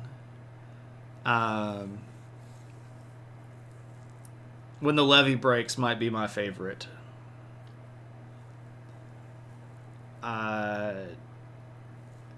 So I mean, I'm a big Zeppelin fan. There are no that like the sorry. There's not really a wrong answer about what's the best. Well, I mean, there are objectively wrong answers, but like I don't know. I've never actually sat down and like played the game of what's my best, what's my favorite thing. Okay, so what's in the news? Oh man, there's so much stuff in the news. I don't know what do I want to talk about.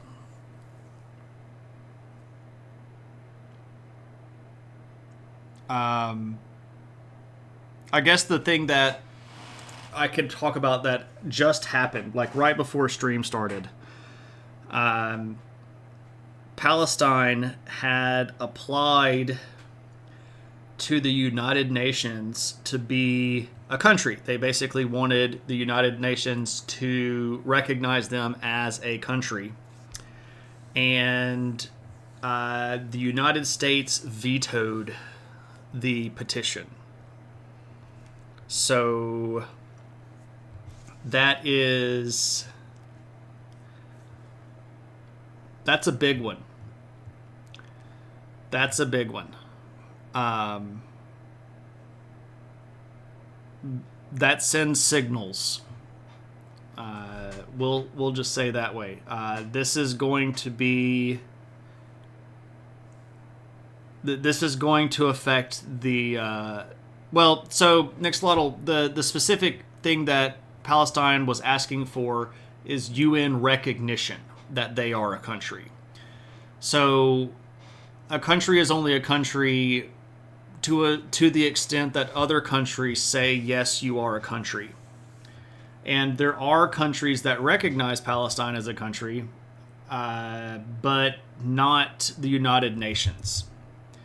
If the United Nations voted as a governing body and said, yes, Palestine is a nation by itself, oh boy, that would be a big one, right? Because this is now the majority of countries on Earth that recognize Palestine as an independent state. And that is going to put a lot of pressure on Israel to treat it like it's a state. And then other countries are going to start making treaties with Palestine and opening ambassadorial positions in Palestine. And they're going to normalize relations with Palestine. And that's going to really make Israel's position way more complicated. So when the U.S. said, no, the United Nations in general will not recognize that was very telling. That's a fair question, though. So that's a big one. That's a big one that happened in the news. That's a big, big news moment. And Tuna wants the standard question book. Okay. Marvel Girls told surprisingly mad about Pakistan. I didn't get all the way through Marvel Girl. You're telling me that Biden is talking out of both sides of his mouth? Yeah, well, I'm just telling you that I didn't think he was going to win in the first place, but I don't think he's going to win Michigan at all. And I had previously thought that Minnesota was sort of in the bag for him, but now I think Minnesota might be a purple state. No man is an island, but if I were, I think I'd be flat home. I'm not sure where that island is, Lofto. I think your favorite two Led Zeppelin songs are Misty Mountain Hop and Immigrant Song. Immigrant Song is a good one. It's a good one. When the Levee Breaks is good. Yeah. All right, so this is the standard question book. Standard question book and home study outlines. For those of you that might be new to the channel, this is 107 years old now. And it is a prep book that would get you ready to take exams in home study history college courses. So if you were doing correspondence courses in the early 1900s to get college credit, you would need to use this book to study. The kicker here is I don't have the materials that go along with it. I just have a book full of questions. So here's what we do. We open up the book to a random page, like, say, I don't know, let's get one really early on. Like here. And then I just sort of run my finger down and go, you. And then we look at this question and I read it and I ask or figure out if we can answer the questions. What brilliant service did John Paul Jones render to the American colonists? So this is an interesting one. John Paul Jones was a naval brilliant dude and was instrumental in helping the American Navy kind of get off the ground. We have images of this guy. Let's go to the web. If I could get my mouse to work. Mouse, what are you doing? Work, function. Thank you. There we go. Here we go. Here's John Paul Jones. One of the greatest naval commanders in the history of the United States. He is going to be super big in basically getting the Navy off the ground. He, of course, when America became an independent nation, it really didn't have a Navy very much. It basically had 2 ships, and they weren't really originally designed to be battleships. But John Paul Jones was going to be the big deal. He's going to help found the American Navy as a group. He's also going to be important in establishing the American Naval Academy that's in Maryland. Big dude in the American Revolution and subsequently in War of 1812. So that's the great service that John Paul Jones did for America. He helped set up their Navy. If he loses Minnesota, that's crazy since we haven't voted in a Republican. Yeah, but I mean, it's the number of the number of immigrant people in Minnesota, and especially the number of Middle Eastern people in Minnesota, is going to probably swing Minnesota. I don't know. Well, it's going to be close. I mean, I would never have considered it a toss-up until he did this thing, but this thing is big. This is really big, and I don't know if it's for sure going to lose him Minnesota, but it might. He's definitely lost Michigan now, though. Like, there's no way he's winning Michigan.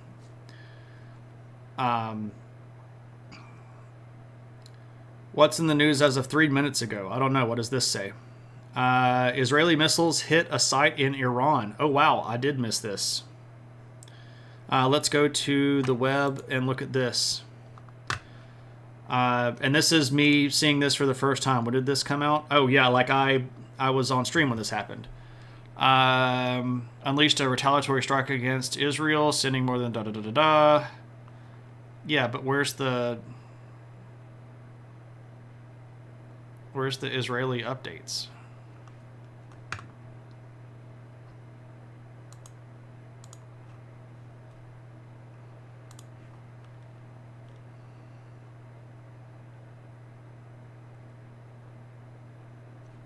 Israel aborted 2 planned retaliatory strikes against Iran.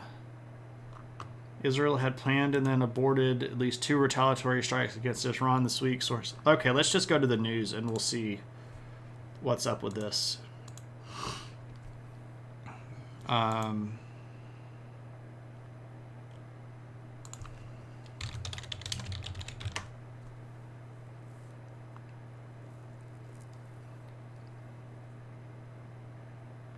Okay, it doesn't look like they've actually hit anything. 8 flights have been diverted over Iranian airspace.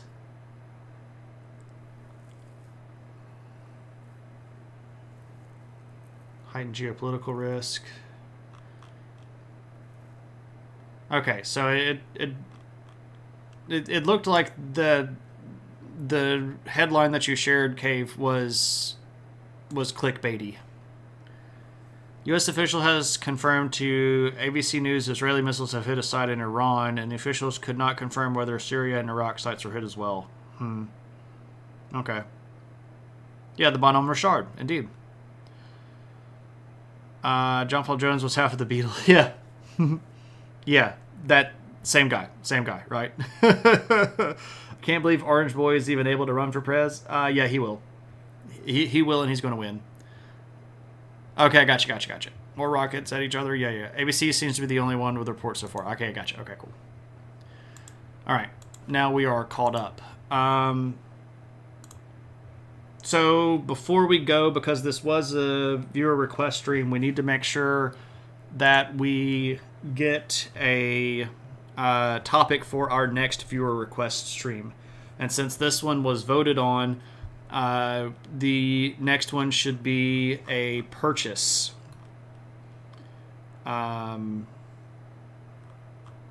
So let me look at the list. I don't think JMR Killer is in the room. I don't think Rethius is in the room.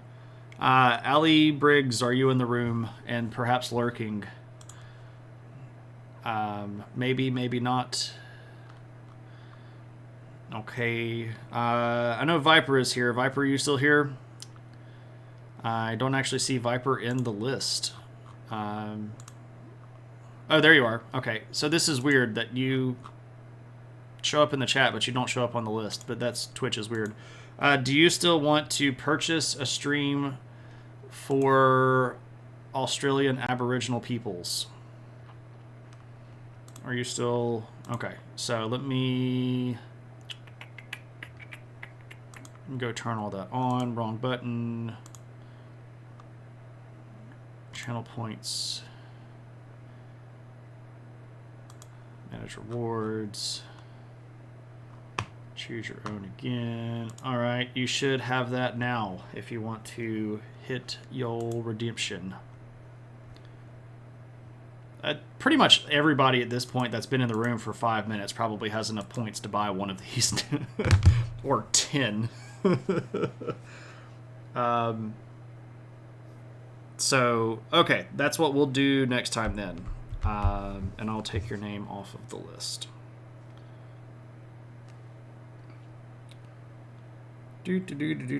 Wow. All right. Okay. Yeah.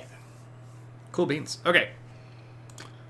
Anybody else have any other questions or any other point redemptions or anything like that?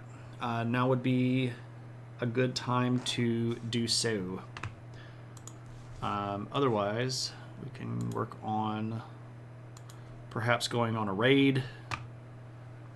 Community challenge is 75% complete. Will I stream during World War III? Probably. Assuming that the internet still works. I might live stream my Conquest of the Wasteland.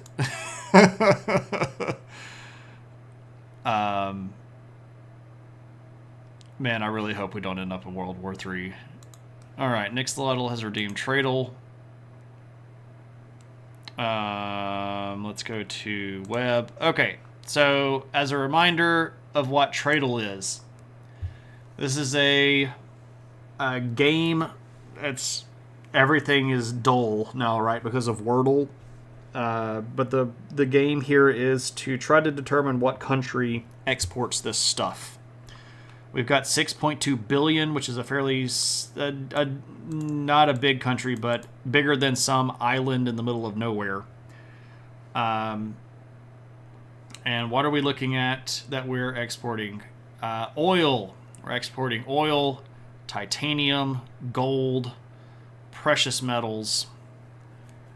We've got rare metals, tantalum, vanadium, zirconium, cement, salt, crude oil, clay, quicklime, phosphoric acid, non-fillet frozen fish. Okay, so whole frozen fish. We got some mollusks, all right. Coconuts, Brazil nuts, and cashews. Okay, so we've got something that's got some coastline stuff. Ground nuts, rice, other vegetables, steel bars, scrap copper, lead. So lots of mining, obviously. And by the way, once again, I can't see your chat right now. have you covered up so that I can try to make my first guess without chat involvement. Soups and broth, processed crustaceans, processed fish. So I'm really feeling like malt extract. Okay, tobacco. Yeah. So okay, we've got something maybe in the Americas, in perhaps South America. But we're not necessarily one of the big countries in South America, because if we were one of the big countries, we would have um, a higher export. But 13.3% of their export is refined petroleum, so I'm thinking that they're probably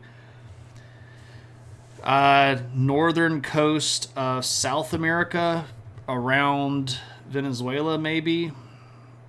Because we know that Venezuela has a lot of petroleum, and obviously here the gold is an example of mining, and the crustacean stuff. So it can't be too terribly big though. Like, I don't think it's Venezuela, because 6 billion in exports is way less than what Venezuela would do. I'm going to guess Trinidad and Tobago.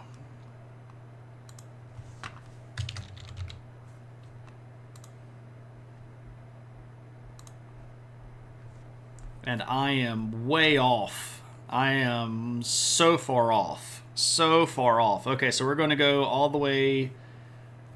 Gosh, that's all the way across the ocean. That's all the way in Africa. All right, now I'll look at chat. I have not seen Fallout. It does definitely have a coast. Well, I don't know how. Yeah, see, I was thinking Suriname as well, but yeah, it's going to have to be in Africa somewhere. Thinking West Africa, yeah. So I mean, along the western coast of Africa, that's going to be possible, especially with the gold. But again, small country on the west coast of Africa that has gold and oil reserves. Oh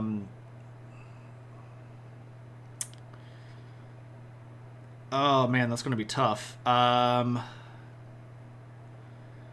see some of the, like, what are some of the small countries? It's going to be. It's probably not going to be Ivory Coast. Probably won't be Ghana. Let's go with Benin. Let's like, Benin is a smaller country that has a coastline, that has some gold reserves, that might be around this level of export. Okay, so we're way closer now.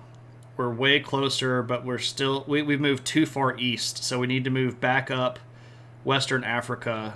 So Botswana is just. I mean, if we would have gone with the initial guess here, that would have been a better guess. But with the additional situation here that we need to go this direction, Botswana would be to the south and east of Benin. Gambia, that's actually not a bad guess. Let's go with Gambia.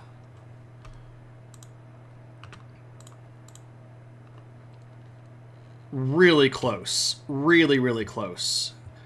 Eritrea would be on the other side of Africa. So this one right here from Benin kills that, because it would be to the east of Benin. I mean, we're like right next door to Gambia. So I mean, we're going to go with Togo.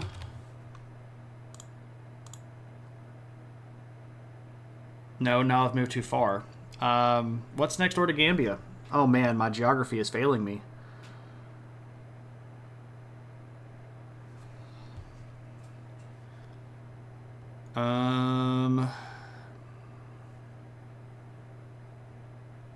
Goodness gracious, I should know all of this stuff.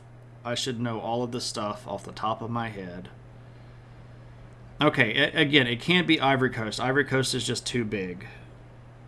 I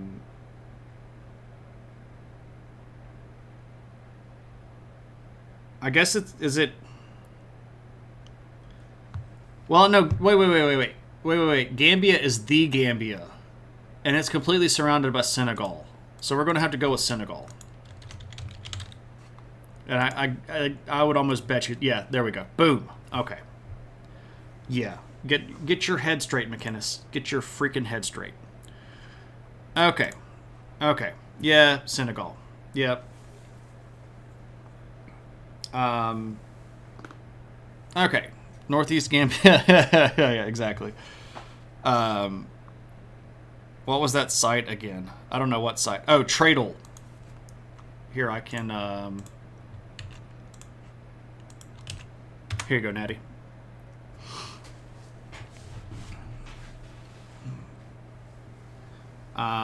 Senegal is big, but it doesn't have a big population. If we look at it on the map, Senegal is... Let me get my borders. It's fairly large, but it's also very, very desert. Like this up here, part of Senegal, very sparsely populated. Very, very sparsely populated. So, not a very high population, but surrounding the Gambia.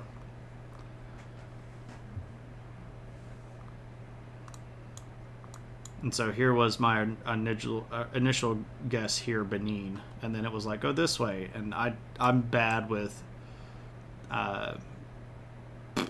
kilometers, so anyway, okay, let's do Worldle. Let's go over here. Where's my link to Worldle? All right, so here's Worldle.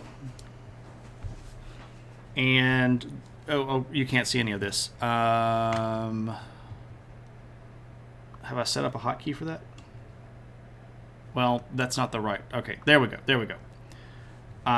Okay, so the way that Worldle works is it shows us this outline of a country, and then we have to guess what it is. And well, you know, it's a bit of a mess. Okay.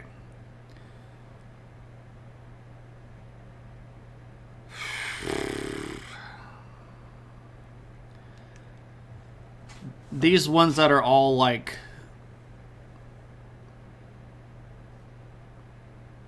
kind of clumpy. That's a 2. Why is there a 2 there? Shoot.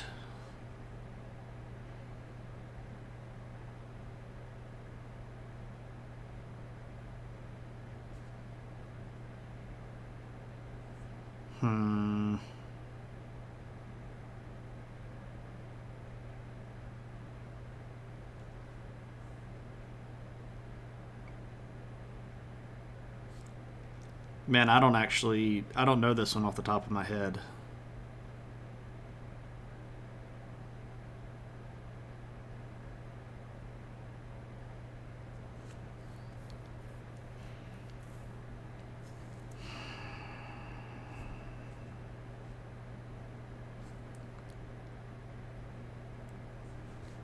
Okay, so let me just try to talk it out. Okay, we've got a coastline. Right, this is a natural coastline. This is obviously a river coastline, a river line here and a river line here. So we've got something with the ocean to the north, or some big body of water to the north.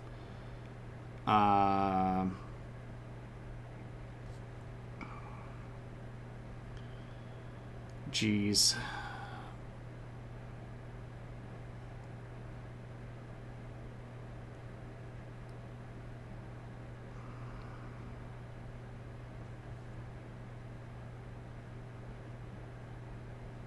And it's that weird shape where it's like it could be lots of stuff.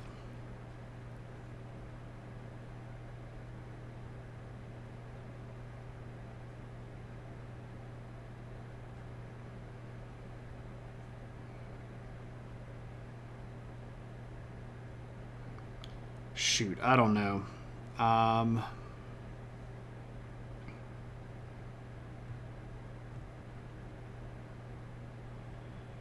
Yeah, see, here's the thing. Like, normally I would just sit here and stare at it forever and never actually make a guess because I would just sort of paralyze myself. But I'm kind of done with stream and I don't want to just sit here forever and just stare at this. So we're gonna.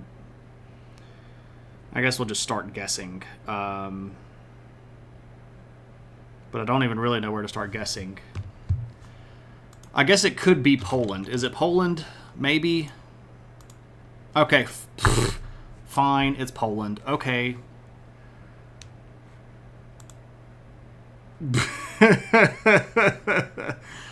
I didn't. My brain was telling me that Poland was thicker, like it came down further this way, but it was the only one that I could think of that had like a flat border across the top of it like this. That had this little kick down here at the bottom too. Yeah, I'm just thinking too hard. I do this to myself all the time though. So I guess we can do the bonus rounds. All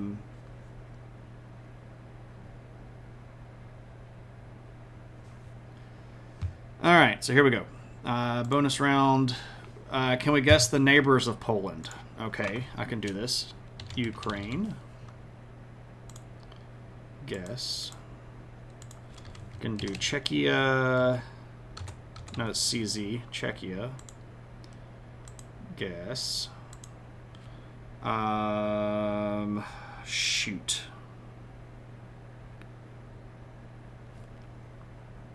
That's Russia, but it doesn't actually border Russia. It borders that little part of Russia right there at Kaliningrad. Lithuania. That's what that one is. Lithuania.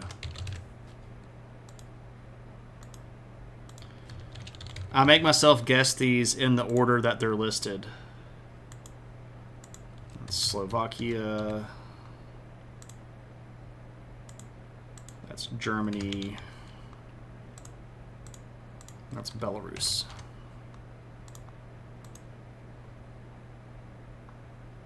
Next bonus round. What is the capital of Poland? That is Warsaw.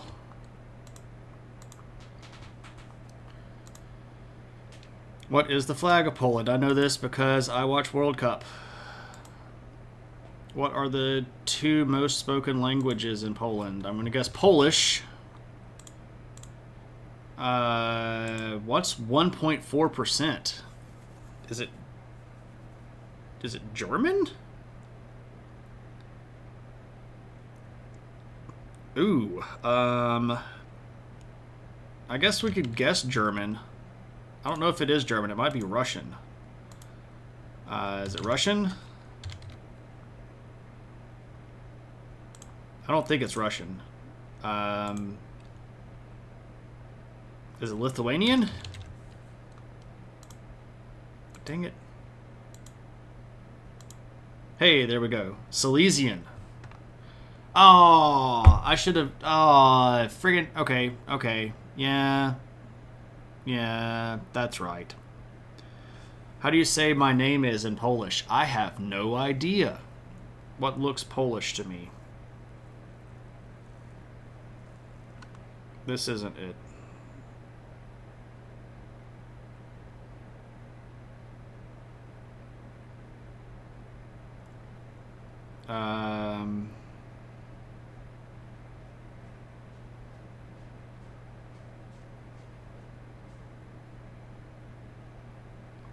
I don't know. I'm just going to guess this because I'm not good at either of these.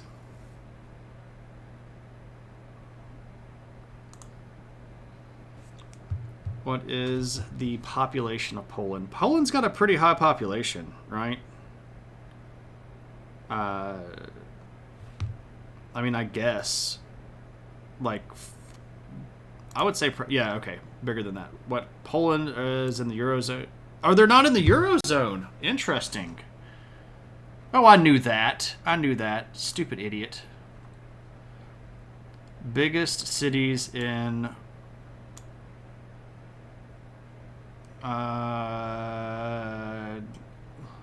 Lodz. Krakow, Wrocław. And I'm guessing here. I don't know all of this.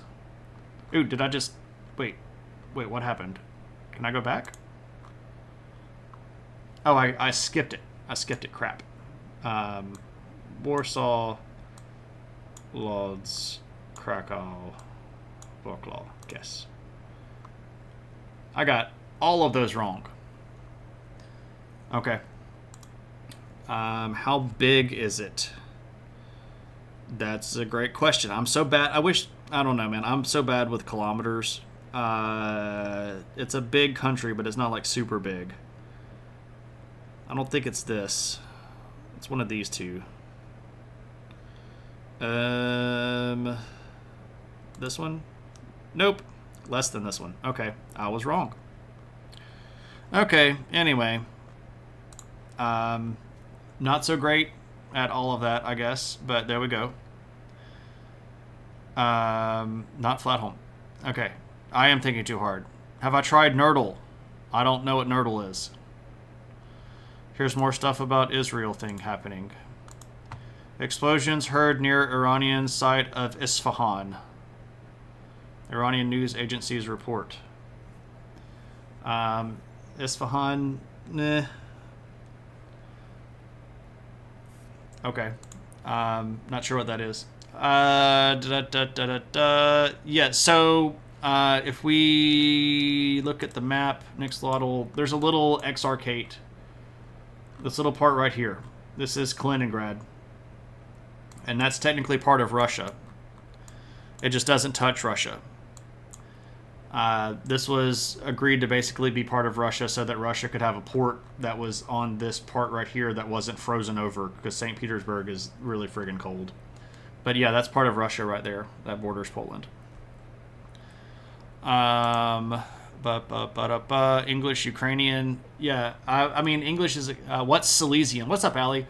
Silesian is a particular type of a Slavic language. So back when we go to the early medieval Polish state, there were different types of Slavic people. They weren't at that time all just generally referred to as Polish. And one of the groups was Silesian. And it makes sense to me now that I saw that, but I would not have dragged that out of my brain. You know, pivo means beer. It is bigger than I thought as well, or it's smaller than I thought. Nerdle game, daily numbers game. Nope, Shane doesn't do math or numbers. I don't like numbers. That was a great round, but could use some polish. Yeah, exactly. Yeah, I fudged a lot of that stuff at the end. Once I figured out what it was, I knew a lot of the early stuff, but when it gets to like the size and the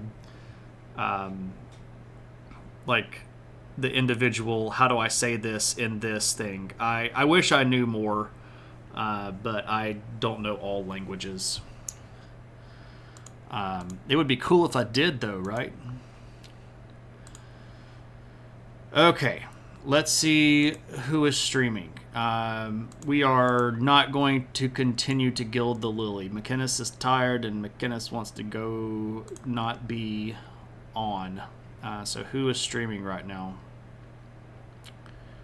And of course I say that, and then I've got a friend that just signed on. Is he starting soon? Yes, still starting soon. Alright, we're going to play a little bit more of like... you can't speak all languages, you just need to drink the water of life. That's, I guess, a thing, right?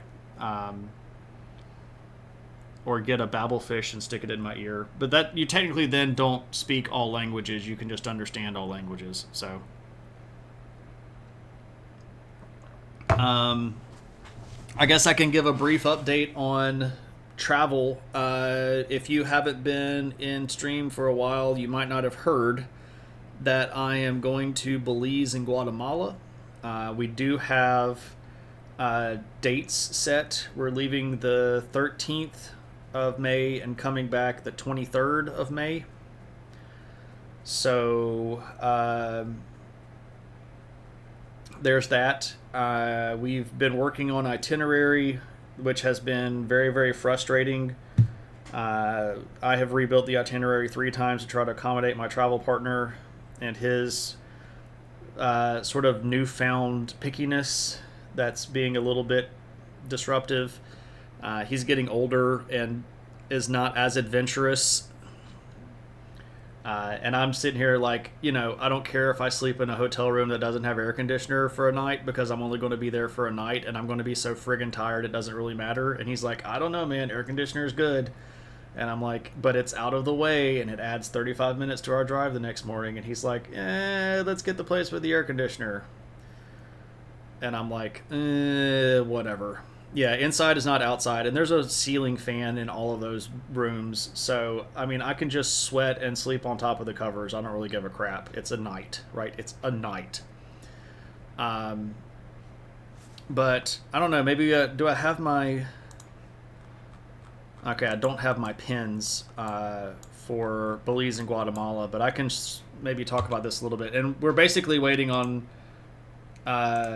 Prof to actually get up and be streaming. He's been coming soon now for like 6 minutes.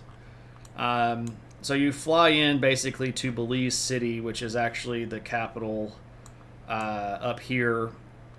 Yeah, Prof is streaming, but he's not up yet. He's still coming soon. So we're going to come here, and there's a place called Altun Ha. I mean, it's a night, right? It's a night. We're going to go right here. There's a place called Altun Ha. We're going to go up here. There's a city right here called Corozal, and there's a couple places there. Santa Rita and Cerros. And over in this region, there's a little place called La Milpa that's kind of up in the jungle right here. Right here is a big place called Lamanai that we're going to go see. What's the nature and goal of my trip? To explore places that I've never been before. I would love to say that I have actual academic desire or something like writing something or getting something done, but nah, not really.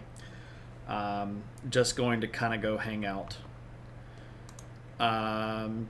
Give me a dirt floor in a small family's home. The only thing there is small family's home has typhus or typhoid, and I don't really want typhoid. You should put these dates in the Discord. Have the memory of a senile goldfish. There's a question like so when I went to Turkey last time, the last international trip that I went on was in 2022, and I went to Turkey. And I did a lot of extra stuff for that, and like I made a completely new Discord, and I solicited donations, and I still feel weird about asking for people to help me pay for that, so I'm not going to do that again. But how would you all like to be kept up to date on this? Like, I don't know if I necessarily want to make another Discord. So, like, I can do updates here in chat, or in the stream when I come up with new stuff. Or maybe I'll just, I don't know, make a channel in the Discord, perhaps. And it'll just be, well, maybe I could, I mean, there's already one there called Field Trips.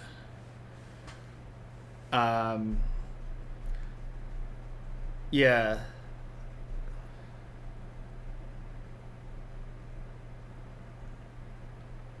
Yeah. Well, I mean, there's already a channel in Discord called Field Trips. I think I'll just post stuff there, and I'll try to work on some of that stuff. Yeah. You would not be able to do it. You'd be up all night sweating. Yeah, the thing is, like, we're just going to be run to death. Why is there a shipyard in the middle of the forest? I don't know. You need an alternative to raid. Yeah, I mean, we've raided Professor Ashley multiple times, and I already follow her. We followed her a lot. Or we've raided her a lot of times. You should solicit donations and buy a stream deck so there aren't 5 instances of "That was the wrong button" each stream. I've considered that, but also no, because it's be something to have to program, and I'm lazy, and who cares about wrong buttons?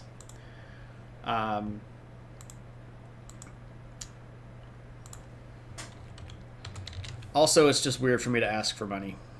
I still feel really weird about the whole, hey, give me money to go to Turkey thing. And my friends are like, are you going to do that again? And I'm like, no. Not at all. Not at all. I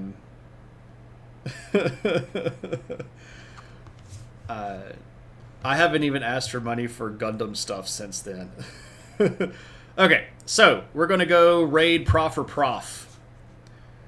And we haven't rated him for a while. He's a cool guy. Prof or Prof is a teacher as well. He teaches sociology stuff and philosophy stuff. And he mostly streams Bloodborne, which is a game that I really like. So we're going to go raid Prof or Prof. When we get there, our battle cry is adventure. And if you've got any of our friggin' cool emotes, throw that junk in the mix. And yeah, I will try to stream again over the weekend. It probably won't be Saturday. It may be Sunday. Sunday's actually Brittany and my's anniversary, but we're going to go out on Saturday to celebrate because the restaurant that we like to go to for our anniversaries is closed on Sunday. So we'll be celebrating that on Saturday, but I might see you on Sunday. But anyway, let's go say to Prof. Ooh, I got to say thanks. Sorry for people that I forgot to say thanks to. These people are really cool. Thank you for supporting me. I really appreciate you. Let's go say hey to Prof.